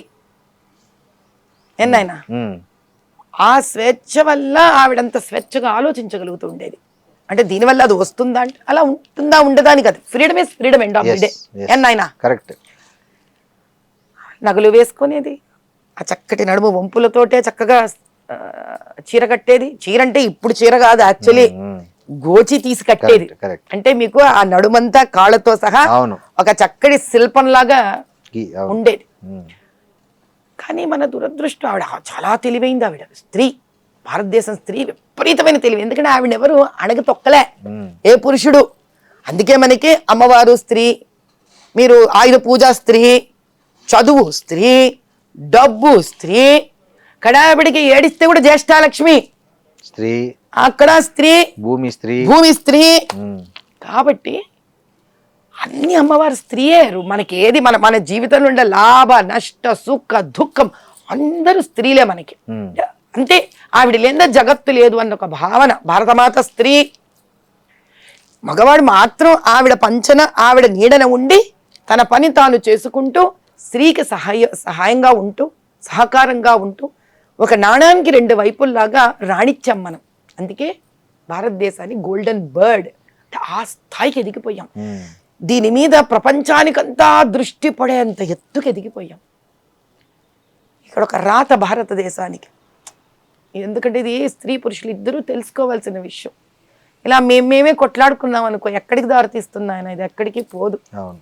ఈ విదేశీ ఆక్రమణలలో వాళ్ళు మీరు స్పానిష్లు అనండి, పోర్చుగీస్ అనండి, పర్షియన్స్ అనండి, మొఘల్స్ అనండి, ఎవడనండి, బ్రిటిషర్స్ అనండి, రాగానే వాడి కన్ను ముందు మన డబ్బు మీదో భూమి మీదో పడలే, మన స్త్రీ మీద పడింది. అవును. ఎందుకని? వాళ్ళ దేశాలలో ఈ వెధవలందరూ ఇప్పుడు ఆ శివాజీ గారు వాడిన దద్ర బూతులంతా వాళ్ళకి చెందాలి, నేను అనలేను కాబట్టి అటు పంపించండి. ఉమ్, బైబిల్లో రాసింది మీకు అన్నిట్లో తల నుంచి కాళ్ళ వరకు బంధించేసి వాళ్ళని ఇలా అడగదొక్కి చంపేసి స్వేచ్ఛగా మన స్త్రీ మీద కన్ను పడింది. 1 సంవత్సరమా, 2 ఏళ్ళ, 3 ఏళ్ళ, ఈ 100ల సంవత్సరాలు ఈ స్త్రీని హింస పెట్టి నలిపి పారేశారు. ఈ ప్రయాణంలో భారతదేశంలో ఉన్న మగవాడు ఎవరు? ఆ తండ్రి, అన్న, ఓ తమ్ముడు, భర్త, ఓ అన్న, ఓ తమ్ముడు, ఒక కొడుకు. ఇన్నేళ్లలో వీళ్ళకి ఎక్కడో తెలియని భయం, కాపాడుకోలేమన్న పిరికితనం, బాధ, అంతే ప్రేమ. ఈరోజు 21వ శతాబ్దం వల్ల మనం గొప్పవాళ్ళమో, స్వేచ్ఛగా బట్టలు వేసుకోవాలో కాదు శ్రీనివాస్ గారు. 2000 సంవత్సరాల క్రితమే మనం స్వేచ్ఛాజీవులం అండి. అత్యాధునికత మనకి. అవును. ఈరోజు ఇంకా ఒక దాస్య శృంఖలాలలో బతుకుతున్నాం మనం. ఎంతసేపు బెంగ. ఆడపిల్ల ఇంటి నుంచి వెళితే ఇంటికి వస్తుందా రాదా, వస్తుందా రాదా, వస్తుందా రాదా. ఆ బెంగలో పడి ఎలా మాట్లాడుతున్నానో తెలియక మాట్లాడారు శివాజీ గారు. అనసూయ గారు ఎవరు? ఇంతటి స్వేచ్ఛ స్త్రీ, భారతదేశ స్త్రీ, పరాశక్తి. అనసూయ గారిని ఎలా చూడాలి ఇప్పుడు మనం? పరాశక్తి అంటే 2000 సంవత్సరాల క్రితమే డిఎన్ఏ RNAలో స్వేచ్ఛ, శక్తి, యుద్ధం, వంట, ఫైనాన్స్ మేనేజ్మెంట్, ఆంటర్‌ప్రెన్యూర్‌షిప్, మీరు ఏది అడిగితే అది ఉన్న స్త్రీ. ఎక్కడ పోతుందా డిఎన్ఏ? ఈ 2000 సంవత్సరాలుగా మనం అణగదొక్కిపడ్డాం స్త్రీలు. ఎందుకని? ఈ వెధవల నుంచి కాపాడుకోవడానికి. కాబట్టి వీళ్ళు వాళ్ళని తిట్టుకొని ప్రయోజనం లేదు, వీళ్ళు వాళ్ళని తిట్టుకొని ప్రయోజనం లేదు. ఈరోజు మనం చేయవలసింది ఏంటి కర్తవ్యం అంటే, ఆవిడలోంచి ఒక పాయింట్ తీసుకోవాలి. ఏమని? మీకు అక్కలు చెల్లెళ్ళు లేరా? ఆహా, ఇదని వేస్ట్. అక్కలు చెల్లెళ్ళు ఉన్నారు ఏమిటి బాధలు వీళ్ళకి. ఇప్పుడు మనం సైకాలజీ అర్థం చేసుకోవాలి. మన దగ్గర ఉన్న ఇండ్లల్లో మగవాళ్ళందరికీ తల్లి కూర్చోబెట్టి, నాన్న తల్లే కదా మరి చెప్పాలి, తల్లే చెప్పాలి. ఇప్పుడు మగవాడు నీకు అక్క చెల్లెలు లేరా అంటే ఆ మగవాడు ఇంకో మగవాడికి ఏం చెప్పుకుంటాడు? చెప్పలేడు. మళ్ళీ బాధ్యత స్త్రీదే. తల్లి కూర్చోబెట్టి, నాన్న ఒకప్పుడు భారతదేశం ఇలా ఉండేదిరా, స్త్రీ స్వేచ్ఛాజీవిరా, ఆవిడలోని మాతృత్వాన్ని చూడాలిరా, నువ్వు సామాన్లు సరుకులు అనకూడదు నాన్న, అక్కడి నుంచేరా తల్లి నీకు పాలు ఇచ్చి పెంచి పెద్దదాన్ని చేస్తుంది తండ్రి. కాబట్టి నీ ప్రతి స్త్రీలో ఒక మాతృభావనని చూడగలుగురా నాన్న అని తాను గర్భం దాల్చినప్పటి నుంచి ముందు ఆ స్త్రీ తన ఇంకొక స్త్రీని గౌరవించగలగాలి. గర్భంలో నుంచి వస్తున్న శిశువులోని కణాలు తయారవుతాయి చూడండి, ఆ సందర్భం అప్పటి నుంచే స్త్రీ మీద భక్తి భావన సనాతన హిందూ ధర్మంలో ఒక ప్రహ్లాదులు లాంటి కొడుకు నాకు పుట్టాలని కోరుకోవాలి. స్త్రీ ఏమి ఇంకా పురుషుడేమి, ఈ సమాజానికి సమస్య తీరినట్టే కదా. ఇప్పుడు ఉన్న తల్లులు ఇంట్లోకి పిలిచి ఈ రోజు నుంచి వాళ్ళని ఏ చిన్న వయసు అయినా సరే గ్రూమ్ చేయడం నేర్పించాలి. తద్వారా సమాజం అక్కడికి మార్పు తెచ్చేంత వరకు స్త్రీలు కూడా వీళ్ళని ప్రేరేపించినట్టుగా కాకుండా కొంచెం జాగ్రత్తగా వీళ్ళు కూడా మసలుకోవాలంటే ఒకటే సైడ్ నుంచి చప్పట్లు రావు కాబట్టి రెండు వర్గాలు కృషి చెయ్యాలి. దేనికి? అటువంటి స్వేచ్ఛ భారతదేశము ఈ బోడి తెల్లోడు నేర్పించిన స్వేచ్ఛ కాదు, అనంత స్వేచ్ఛతోటి 2000 సంవత్సరాల క్రితం ఏ స్త్రీ శక్తివంతురాలుగా బతికిందో అటువంటి స్త్రీ స్వేచ్ఛ మళ్ళీ కలగాలని, యుద్ధం చెయ్యగలగాలని, రాజకీయంలో నిలబడగలగాలని, సంస్కృతం వేదాలను పఠించగలగాలని, యజ్ఞం చేసే హక్కు రావాలని, జన్యుధారణ చేసుకోగలగాలని, అటువంటి భారతనాటి కావాలి. మళ్ళీ ఒక గార్గి రావాలి, ఒక లోపాముద్ర రావాలి, ఒక సీతమ్మ వారు రావాలి, వీళ్ళందరూ తిరిగి రావాలి మళ్ళీ భారతదేశంలో. వీళ్ళేంటయ్యా మనకు నేర్పించేది? అటువంటిది రావాలని మళ్ళీ రెండు వర్గాలు కోరుకోవాలి, అప్పుడు పరిష్కారం దొరుకుతుంది. అంతేగాని ఇద్దరిది తప్పు కాదు, ఇద్దరిలో రెండు పక్కల తప్పులు ఉన్నాయి, ఇద్దరిలోనూ తప్పులు లేవు. ఇద్దరిలో ఎవరి మీద ఎవరికి కోపాలు లేవు, ద్వేషాలు లేవు, భయం బాధ. ఇప్పుడు Asaduddin Owaisi politics clean politics చేస్తున్నాడా, పొల్యూటెడ్ పాలిటిక్స్ చేస్తున్నాడా మీ దృష్టిలో? నేను ఎప్పుడు జై పాలస్తీన్ అనలేదండి, నేను జై పాలస్తీన్ అనలే. ఓకే, నాకు బుద్ధుడికి నేను ఎప్పుడు జై భారత్ మాతాకి జై అనను అని అనలే. నేను బుద్ధి ఎరిగి ఎప్పుడు రామచంద్రుడి తల్లి కౌసల్యాదేవిని తిట్టలే. నేను బుద్ధి ఎరిగి ఎప్పుడు మా తమ్ముళ్ళు అక్క చెల్లెళ్ళు అన్నదమ్ములు భాగ్యలక్ష్మీదేవి అమ్మవారు ఇంటికి వచ్చి గిన్నెలు దోముతుందని నేను అనలే. నేను బుద్ధి ఎరిగి ఏ రోజు హిజాబ్ వేసుకోకపోతే నువ్వు స్త్రీవే కాదు, ఉత్తరప్రదేశ్లో మగవాడు పెళ్ళాన్ని ఇద్దరు చిన్న ఆడబిడ్డల్ని ఇద్దరిని ఒక ముస్లిం హిజాబ్ వేసుకోలేని చంపేసినా కూడా మాట్లాడకుండా ఉంటాను. ఇవన్నీ మరి క్లీన్ పాలిటిక్స్ ఎట్లయితాయో నాకు తెలియవండి. I don't know if this is clean politics. మరి 11 ఏళ్ళుగా 11 కాదు 45 ఏళ్ళు ఆయన చేస్తున్నది, కానీ 11 ఏళ్ళుగా కేంద్ర ప్రభుత్వంలో ఉన్న మోడీ గారు కానీ అమిత్ షా గారు కానీ ఏ రాష్ట్రంలో చాలా రాష్ట్రాల్లో ఉన్న మత రాజకీయ నాయకుల పట్ల కానీ లేకపోతే వివిధ ప్రతిపక్ష నాయకుల మీద కానీ అవినీతి కేసులు, ఈడీ కేసులు, ఇన్ని కేసులు పెట్టారు. ఇంతవరకు ఒక్క సింగల్ కేసు అసదుద్దీన్ మీద ఎందుకు లేదంటారు? అసదుద్దీన్ ని సపోర్ట్ చేసే కొన్ని సంస్థలు ఉన్నాయి.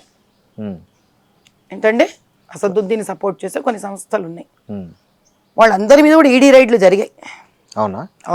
మీరు తీయండి, బయట తీయండి. పోనీ అసదుద్దీన్ ఏ రోజైనా ఏ కేసు అయినా బ్యారిస్టర్ లాగా ఏదన్నా పోరాడడం చూసారా మీరు? రోజు దాకా చరిత్రలో లేదు. పోరాడకపోయినా అంటే డబ్బులు ఎక్కడి నుంచి వచ్చాయి మరి? అదే అద్దె కొంప నుంచి, ఒక అద్దె కొంప నుంచి ఎవడో ఇలా ఇసిరేస్తే వచ్చిన ఒక బైకు నుంచి మరి 5 ఎకరాలు కూతురికి కోట్లలో ఎంగేజ్మెంట్. మేబట్టి వాళ్ళన్నా వ్యాపారస్తులు. ఎక్కడి నుంచి వచ్చిందంటే ఎక్కడి నుంచి వచ్చిందో దాన్ని చెయ్యాలి ఈడీ రైడ్. చేశారా? ఎక్కడ చేశారు చెప్పండి, మరి ప్రేక్షకులకు తెలవని. అంటే మీరు ఇప్పుడు నన్ను ఇలా సడన్ గా అడుగుతున్నారు కాబట్టి పేరు స్ఫురించట్లేదు. చార్మినార్ వైపు మీరు వెళుతూ ఉంటే, ఎయిర్పోర్ట్ వైపు వెళ్తుంటే అన్ని వాళ్ళ షాపులే, వాళ్ళవే ఇవి ఉంటాయి. ఏది మన ఫంక్షన్ హాల్స్ అన్ని వాళ్ళవే ఉంటాయి. వాళ్ళందరినీ చేశారు, ఈడీ రైడ్లు జరిగాయి వాళ్ళ మీద, భయంకరంగా జరిగాయి, ఇంకా జరుగుతాయి, ఇంకా జరుగుతాయి. ఎందుకంటే మరి దాంట్లో తేలింటది కదా, ఒకవేళ నిజంగా వాళ్ళు ఎంఐఎం కు ఫండ్ ఇచ్చింది అంటే ఇది ఒక వన్ డే ప్రాసెస్ కాదు ఇది. ఓకే, ఇది ఒక రోజు ప్రాసెస్ కాదు. 11 years దిస్ ఈజ్ సరిపోలేదా? 11 అంటే రాగానే అసదుద్దీన్ పట్టుకుంటే మీకు దేశంలో వెళ్ళే బాధలు ఏవేంటి? ఎకనామికల్లీ ఎక్కడ స్థాయి నుంచి ఏ స్థాయికి పట్టుకొచ్చి ఆర్థిక వ్యవస్థను ఎక్కడి నుంచి ఎక్కడ తీసుకెళ్ళాడు ఆయన? 90 పైసలకు తీసుకెళ్ళాడు డాలర్ను. 90 పైసలకి డాలర్ని తీసుకొని వెళ్ళాడా? 90 రూపాయలకి డాలర్ని తీసుకొని వెళ్ళాడా అనేది కనుక మీరు మాట్లాడదలుచుకుంటే 10వ స్థానంలో ఆర్థికంగా ఉన్న దగ్గర నుంచి కూడా ఆయన 5వ స్థాయికి కూడా తీసుకొని వెళ్ళాడు. జీడిపి 65 సంవత్సరాల నుంచి సర్వనాశనం చేసిన దాన్ని 11 ఏళ్లలో ఆ మాత్రం తీసుకొని రాగలగడం అంటే చిన్న విషయం కాదు. ఉండండి, అటు పక్కన పాకిస్తాన్ ఆక్యుపైడ్ స్థానం నుంచి టెర్రరిస్టులు వచ్చి అన్యాయంగా ఆడకూతుళ్ళ సౌమంగళ్యాన్ని తీసేస్తే బార్డర్ మొత్తం ఆగకుండా నిరవధికంగా పోరాడి వాళ్ళ స్థానాన్ని వాళ్ళకి చూపించడమే కాకుండా అటు పక్కన న్యూక్లియర్ వెపన్ని కూడా వేసి వాళ్ళ న్యూక్లియర్ స్టేషన్ని కూడా ధ్వంసం చేయడం అంటే చిన్న పన్న విషయం కాదు. ఇందిరాగాంధీ గారు ఎప్పుడో చేశారు కదా. అదిగా చూసాం కదా ఎంత బాగా చేశారో ఆవిడ, ఎంతమంది చచ్చిపోయారో తెలుసుగా మాకు. ఆవిడ చేసిన ఘనకార్యంలో ఏదో మనము గొప్పగా ఫీల్ అవడం కాదు. ఈరోజు మన వెస్ట్ బెంగాల్ ఆ బంగ్లాదేశ్ వల్లే హింస పడుతోంది. ఆ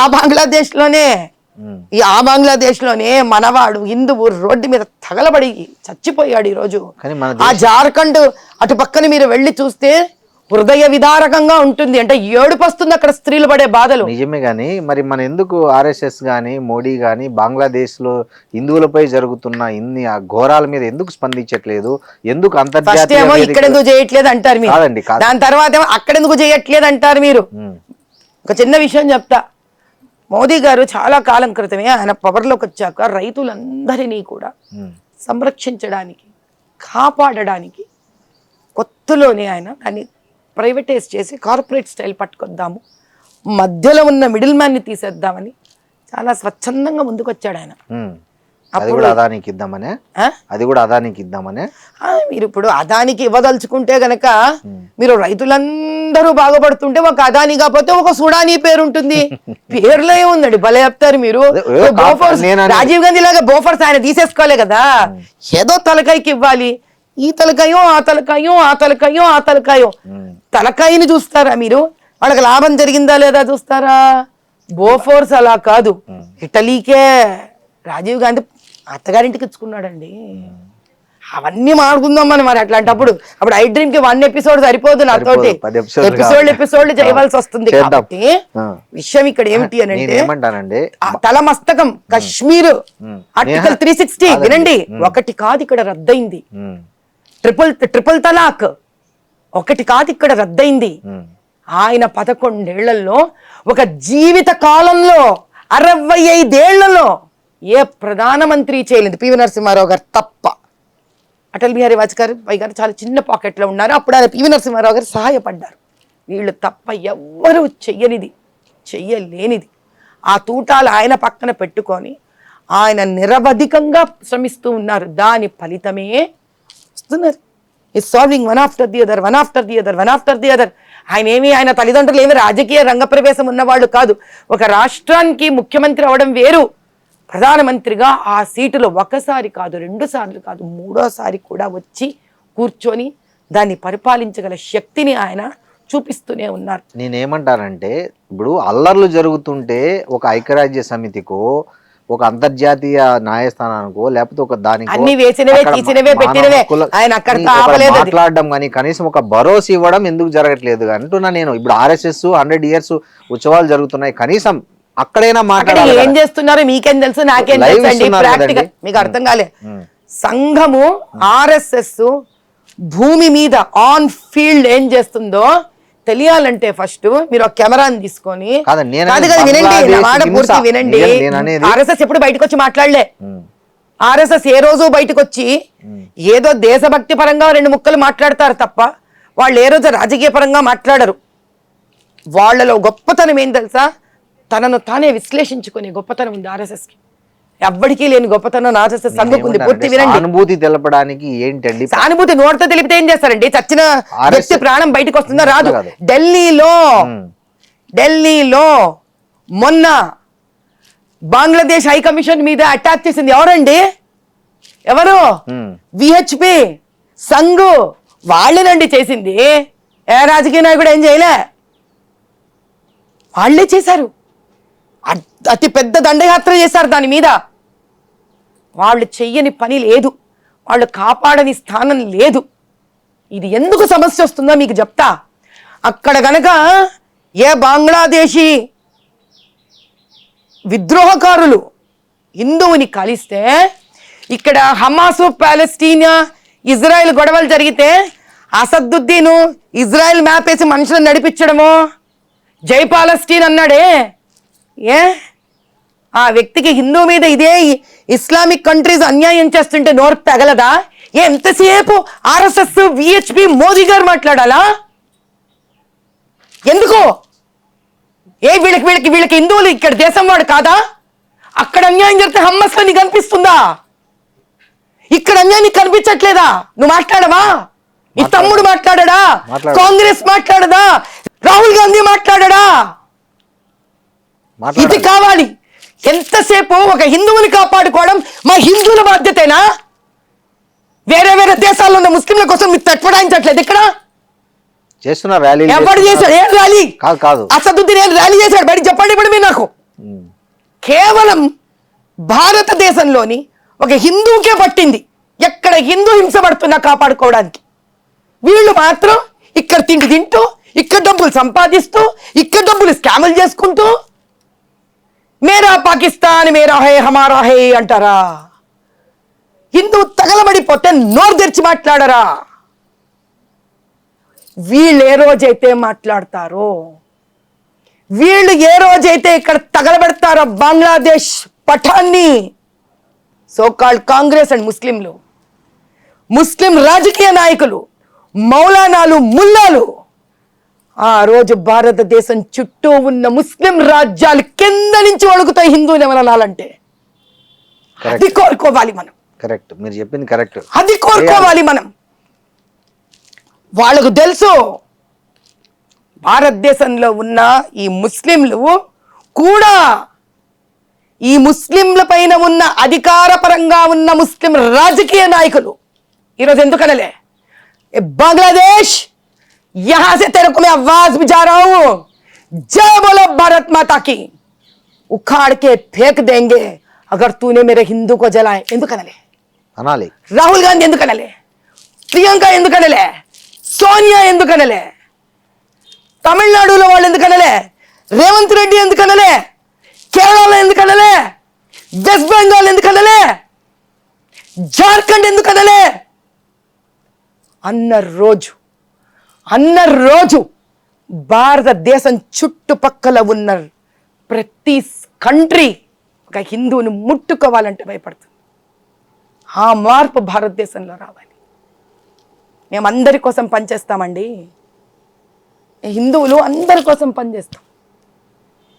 బీదవాడని బాధ వింటే వాడు ఏ మతమా ఏమో సంబంధం లేకుండా వెళ్ళి సహాయపడతాం. ఎందుకు తెలుసా? చివరికి భారతమాత బిడ్డలు కదా వాళ్ళు అని, మన అన్నదమ్ములే కదా, అక్క చెల్లెళ్ళే కదా అని. సో వాళ్ళు ఏమంటారంటే, మణిపూర్ తగలబడిపోతుంటే ఏ రోజు మోడీ మాట్లాడలేదు. అరే పక్క వాళ్ళ గురించి నీకెందుకురా? మణిపూర్ మందే కదండి. ఈ మాటలు మాట్లాడే వెధవకి ఎవడైతే మాట్లాడాడు అడ్డమైన మాటలు, వాడికి ఫస్ట్ వాడేం చేశాడని అడుగుతున్నా నేను. నీవేం చేసావు? ఇప్పుడు అదే ఒక సామాన్యుడు జై పాకిస్తాన్ అంటే వారిని సాయంత్రానికి తెచ్చి లోపలేసి రిమాండ్కి పంపిస్తున్నారే, మరి ఇంత పార్లమెంట్ ఏం చేయలేదు, ఊరికి చేశారండి. మొన్న నల్ల చెరువులో ఒక అబ్బాయి జై పాకిస్తాన్ అని అబ్బాయి కేసు కట్టి వారం రోజులు అయింది రిమాండ్కి పంపించి, విత్-ఇన్ 2 days లో అరెస్ట్ చేశారు. మరి ఇంత పబ్లిక్ గా అంటున్న వాళ్ళ విషయంలో మరి ఎందుకు గమ్మునున్నారు? మరి మీకు ఒక విషయం చెప్తాను చూడండి. ఈ వ్యక్తి చాలా దొంగ పనులు చేసి దొంగ ఓట్లతోటి అటు ముస్లింల బీద వాళ్ళని కూడా హింస పెడుతూ ఆ డైలీ ఇంట్రెస్ట్ల మీద రన్ అయితే చూడండి. మీరు పాత బస్తీకి వెళ్ళి చూడండి, హృదయ విదారకమైన స్థితిలో ఉంటారు బీదవాళ్ళు ముస్లింలు అక్కడ. ఈ వ్యక్తిని వేర్లతో పెకిలించాలండి. మోదీ గారి ఐడియా అంటే నాకు తెలియదు, ఇక్కడ కూర్చొని నేను ఆయన ఐడియా అని చెప్తా, కానీ నా ఐడియా వేర్లతో పెకిలించాలి. ఎందుకంటే ఈ వ్యక్తి వల్ల ఆ బీద ముస్లింకి లాభం లేదు, ఆ హిందువుకి లాభం లేదు. ఈ వ్యక్తి ఎవ్వరికి లాభం కాదండి, ఈ వ్యక్తి తనకే తాను లాభం. లండన్లో ఫారిన్లో ఆస్తులు చేసుకొని పోయి అనవసరంగా రెచ్చగొట్టి యువకులను అదే వాళ్ళని టెర్రరిస్టులుగా మార్చి ఇంకో మతాన్ని ద్వేషించేటట్టు మార్చి. కాబట్టి ఇది ఈ వ్యక్తి తనకు తానుగానే ఒక గ్రూప్. ఆ వ్యక్తిని మీరు తీసుకెళ్లి జైల్లో వేయడం వల్ల వచ్చేది ఏమీ లేదు. ఆ వ్యక్తి వెనక జరుగుతున్నవి, ఈ వ్యక్తి వల్ల వస్తున్న డబ్బులు ఈ దేశానికి అంటే పాకిస్తాన్ నుంచి కూడా వస్తుంటాయంటారా? ఎక్కడి నుంచో వస్తాయి. అడ్డ కొంపోడికి ఇన్ని డబ్బులు ఏమిటండి? మళ్ళీ మీరు అదే మాట్లాడతారు, ఏమో ఎక్కడెక్కడి నుంచి వస్తున్నాయో, రాకపోతే ఎలా చేస్తాడు ఇన్ని పనులు? కాబట్టి అదంతా తెలుసుకొని వాటిని కత్తిరించాలండి. నిజంగానే మీరు ఒక లెటర్ రాయొచ్చు కదా మోడీకి. నేను ఎవరికి ఏం రాయక్కర్లేదు, ఆయన చేసే పనులు ఆయన చేస్తాడు, ఆయనకు తెలుసు, ఆయనకున్న పనులు ఆయనకు తెలుసు. నా పని నేను చేస్తే చాలు. ఇక్కడ నేను ఎవరికి ఏం చెప్పించగల, మీరు అది చేయండి ఇది చేయండి అని. నా పని నేను చేయాలి ఫస్ట్. కాదండి, అందుకే నాకు ఎప్పుడు కూడా నేను ఇంత పాత బస్తీలో తిరుగుతాను కదా. అవును, మీరు పాత బస్తీలో స్త్రీల కోసం చాలా రోజుల నుంచి కృషి హిందూ చేస్తున్నారు. ముస్లిం క్రిస్టియన్ అందరికీ చేస్తానండి నేను. స్కిల్ డెవలప్మెంట్ అని, టైలరింగ్ అందరికీ చేస్తా, ఉపాధి కోసం పని చేస్తున్నారు కదా. సో కానీ మీరు ఒకటి గమనించారా, మొన్న మీ ఎన్నికల్లో ముస్లిమ్స్ బీజేపీ అంటేనే ఒక భయం పడే ఒక పరిస్థితి ఉంది. ఫస్ట్ దాన్ని ఎందుకు మీరు బయటికి తీసుకురావాలంటే మీ దగ్గర ఉన్న యాక్షన్ ప్లాన్ ఏంటి? సింపుల్ ఒకటే మాట చెప్తానండి. ముస్లిమ్స్కి బీజేపీ అంటే భయం నూరింది ఎంఐఎం. Very clear. మస్జిదులో మౌలాలు ముల్లాలు ఇమాములు వీళ్ళకి ఇదే పని, ముస్లింల తలకెళ్ళ దూర్చడం. బీజేపీ వస్తే నేను చంపేస్తుంది, నేను ఉండనివ్వదు, ఈ తప్పుడు చెడు ప్రచారం చేయడం వాళ్ళ పని. ఇది మారాలి అని అంటే మా బోటి నాయకులు అంటే నేను మోదీ గారి నుంచి కూడా చూసి నేర్చుకున్నా. ఏది అనవసరమో అక్కడ వాళ్ళని దూషించకూడదు.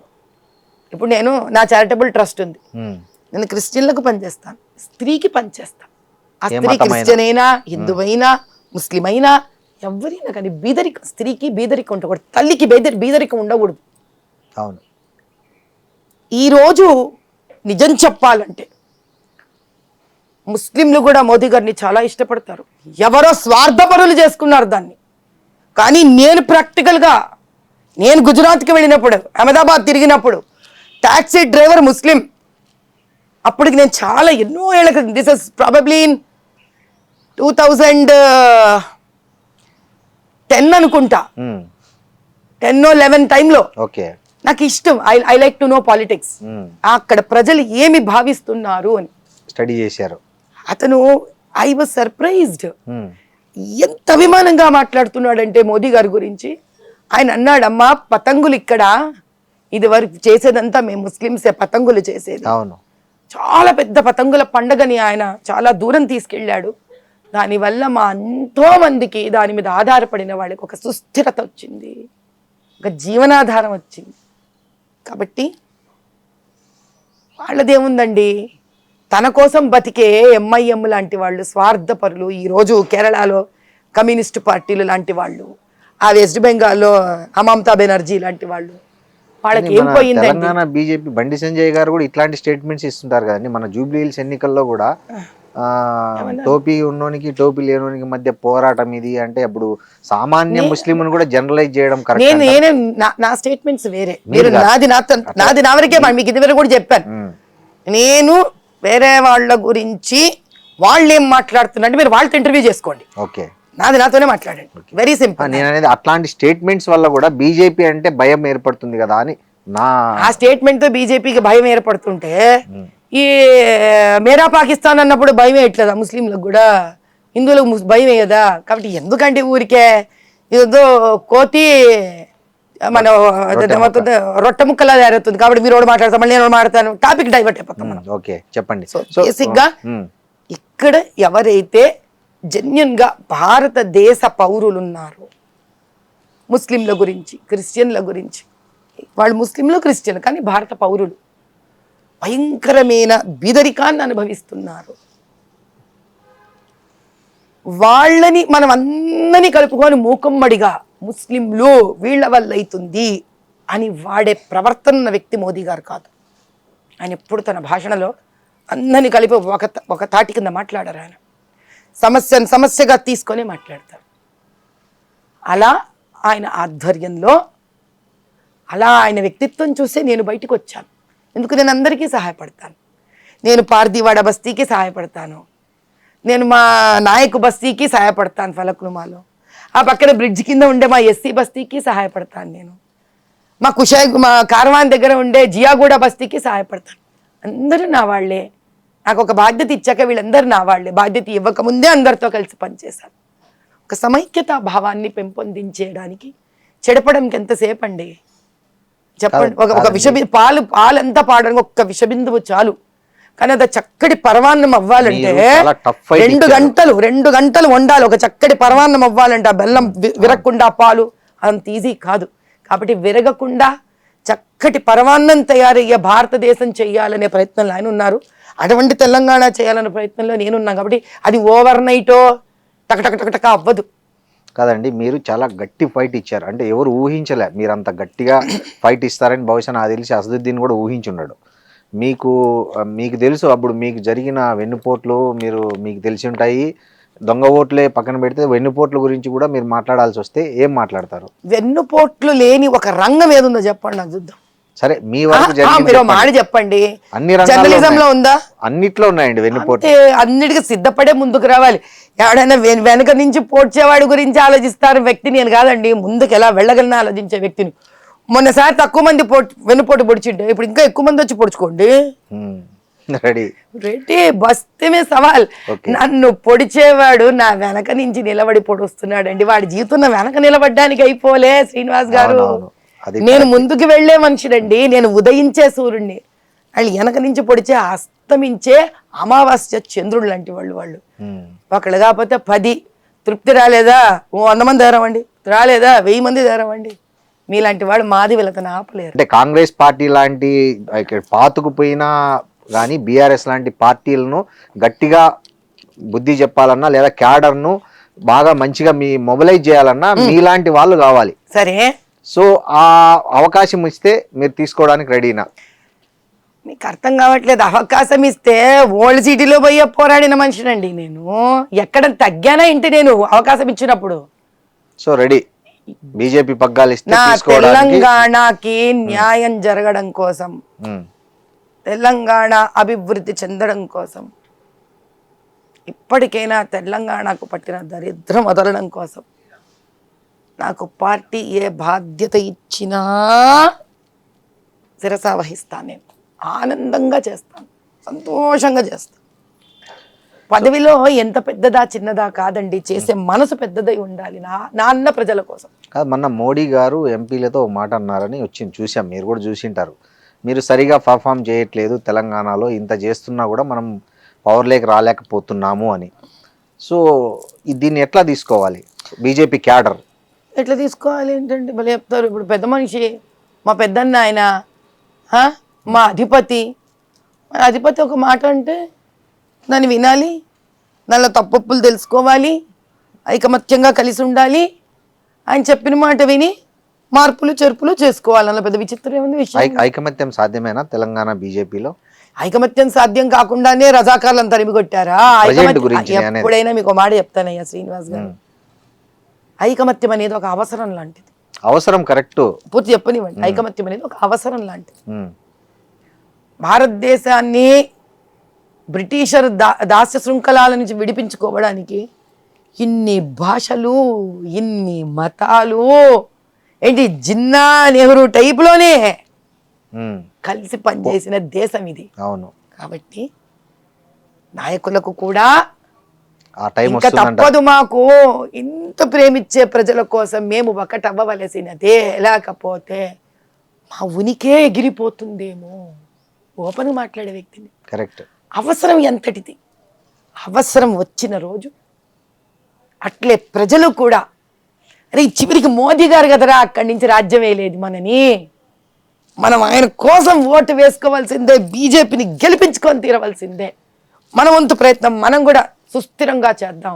ఈరోజు బీహార్ని గెలిపించుకున్నాడా లేదా ఆయన, ఢిల్లీని గెలిపించుకున్నాడా లేదా ఆయన, మహారాష్ట్రాన్ని గెలిపించుకున్నాడా లేదా ఆయన, దీన్ని కూడా మనం ఆయన గెలిపించిస్తే దీన్ని కూడా ఆయన బాగు చేస్తాడు, అక్కడి నుంచి తెలుసు ఆయనకి ఏం చెయ్యాలో అన్న నమ్మకం ఇట్లా ప్రజలు కూడా ముందుకు తీసుకొని వెళితే ఒక చోట రెండు కలిసిపోతాయి.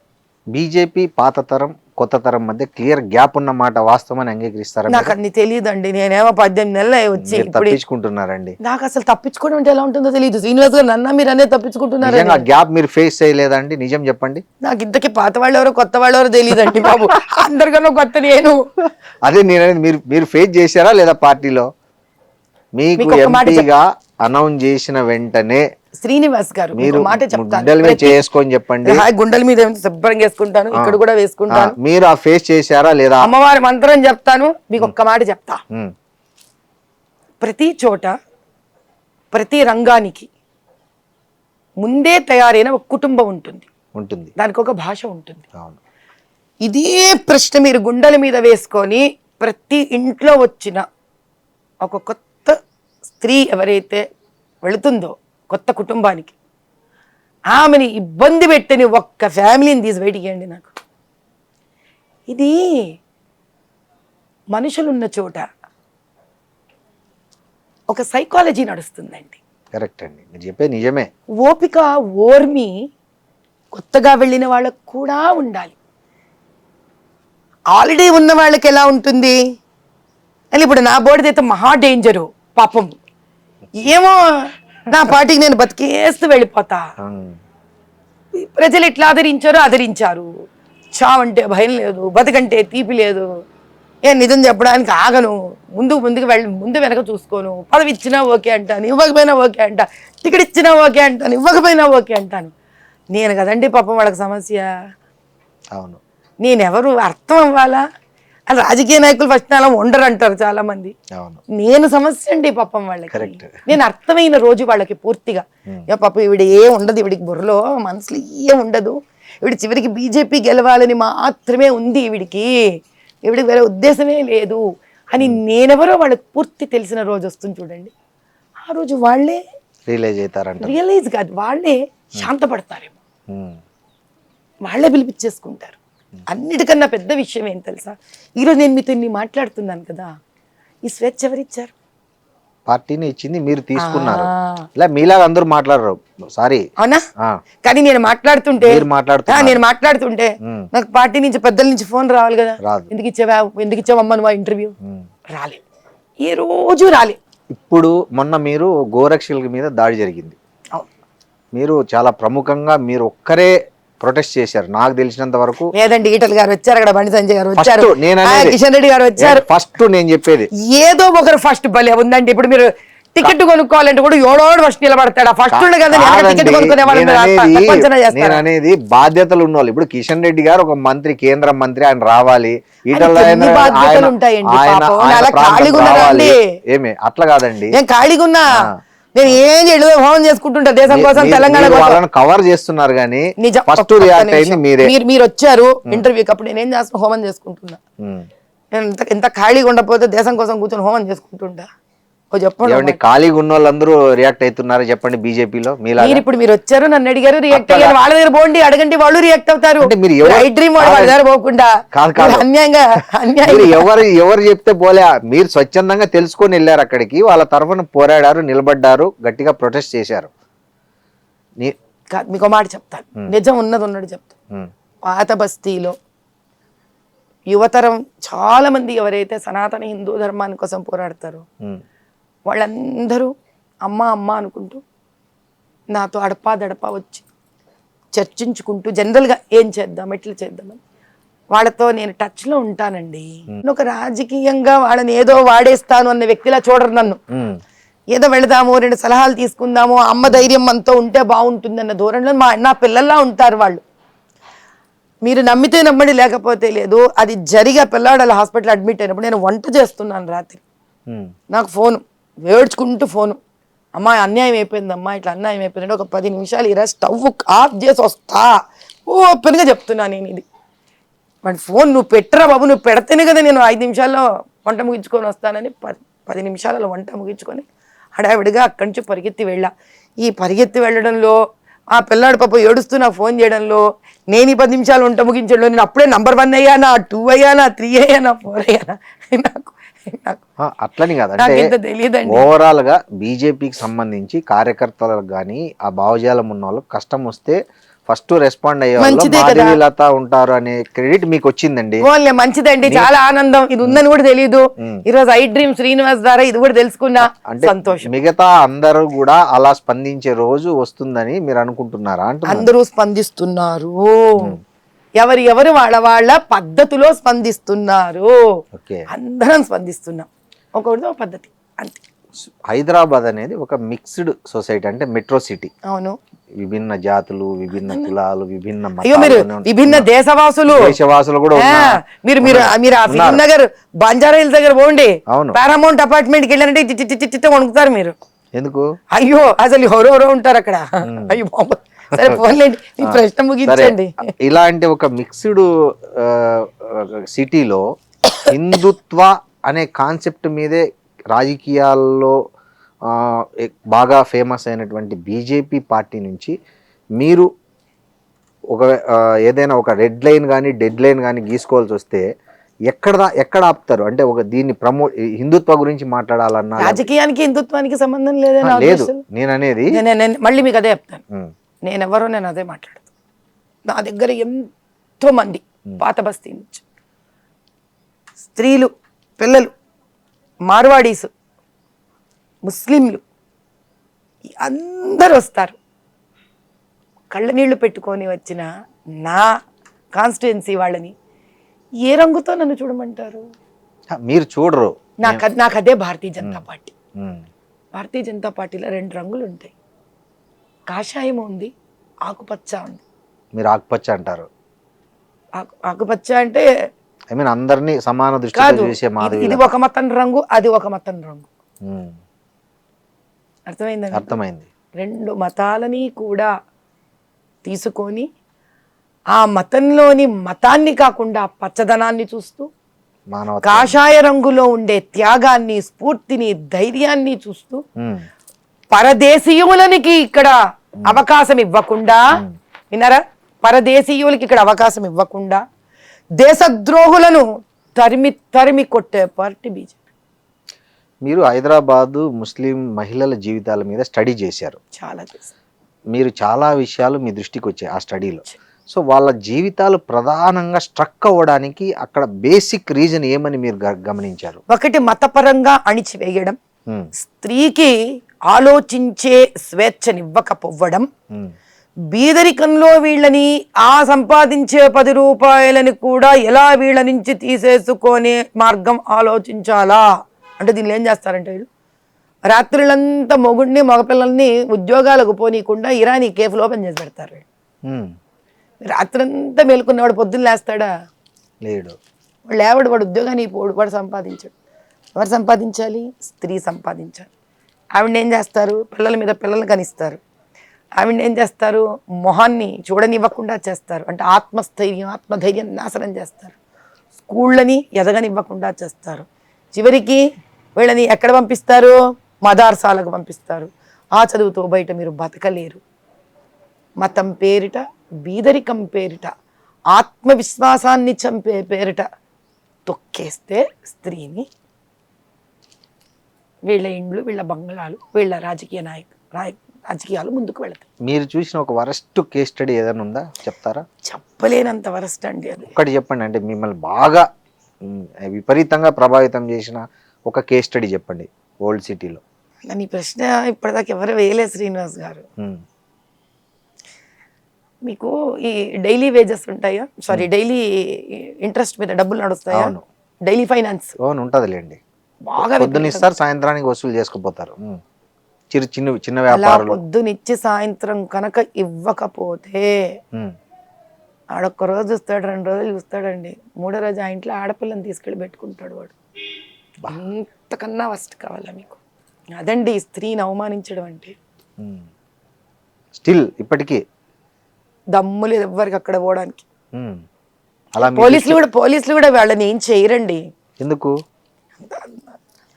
అంతా ఒకటైపోయి ఉన్నారు వాళ్ళందరూ. అందరి దగ్గర డబ్బులు తింటారు. వాళ్ళ ఇది ఒక ఉద్యమం అండి. రజాకార్లు ఎక్కడికి పోలేదు, ఇంకా ఇక్కడే ఉన్నారు రజాకార్లు. అది ముస్లిం స్త్రీనా, హిందూ స్త్రీనా, క్రిస్టియన్ స్త్రీనా, ఎస్సీ స్త్రీనా, ఎస్టీ స్త్రీనా, అగర్వాల్ స్త్రీనా, ఏ స్త్రీ ఆ స్త్రీయేనండి. అలా అమ్మాయిని తీసుకుపోయి మళ్ళీ డబ్బులు కట్టే వరకు పంపిరా? అంతే, మీరు ఆ కట్టాల్సింది ఎంత ఉందో అదో వెలగడతాడు వాడు, మళ్ళీ పంపించేస్తాడు. అంటే అమ్మాయిని లిటరల్ గా దాని మీద కేసులు బుక్ చేయడం గానీ. మీరు భలే మాట్లాడతారండి. మర్డర్లు జరుగుతుంటే బయటికి రాదు ఓల్డ్ సిటీలో. సైలెంట్ గా ఉందంటే అక్కడ ఏం జరగట్లేదని కాదు, అక్కడి నుంచి బయటికి రావట్లేదని అర్థం. సో ఈ పంచాయతీ ఎన్నికల్లో బీజేపీ చాలా తక్కువ స్థానాల్లో గెలుచుకుంది రాష్ట్రంలో. మరి ఈ సిచ్యువేషన్లో వచ్చే జిహెచ్ఎంసీ ఎన్నికల్లో బీజేపీ ప్రభావం ఎలా ఉండబోతుంది అంటారు? ప్రజలలో విపరీతమైన ప్రేమ అయితే ఉందండి, కానీ నిజం చెప్పాలంటే నేను చాలా చోట్ల వెళ్ళేసి వచ్చాను. మొన్ననే ఎల్గూరు, రంగంపేట, వరంగల్ వెళ్ళాను నేను. అక్కడ ఎరకల అమ్మాయి, ఎస్టీ అమ్మాయి నెగ్గితే వాళ్ళు నాకు ఫోన్ చేశారు. అక్కడ ఆదివాసీ కళ్యాణ్ అసోసియేషన్ వాళ్ళు ఉంటారు, వాళ్ళని పిలిచారు. అమ్మా నువ్వు రా అమ్మా, నీ చేతులతో, అందులో పిల్ల 7వ నెల కడుపుతో ఉంది, నీ చేతులతో శ్రీమంతం చేసి వెళ్ళు అంటే ఇక్కడి నుంచి ఎలుగురు వెళ్ళా. వెళ్ళి అక్కడ అటు పక్కన ఎస్సీ రిజర్వేషన్ ఒక పిల్లవాడు వచ్చాడు, అమ్మాయి ఎస్టీ అమ్మాయి, ఇంకో రిజర్వేషన్, ముగ్గురు పంచాయతీ ప్రెసిడెంట్లు బీజేపీ వాళ్ళు కూర్చొని ఉన్నారు. ఇంకో మిగతా 2 భద్రాచలం కూడా వెళ్ళొచ్చా నేను. అది కూడా మనకి ఎస్టీ నాయక్ ప్రాంతం.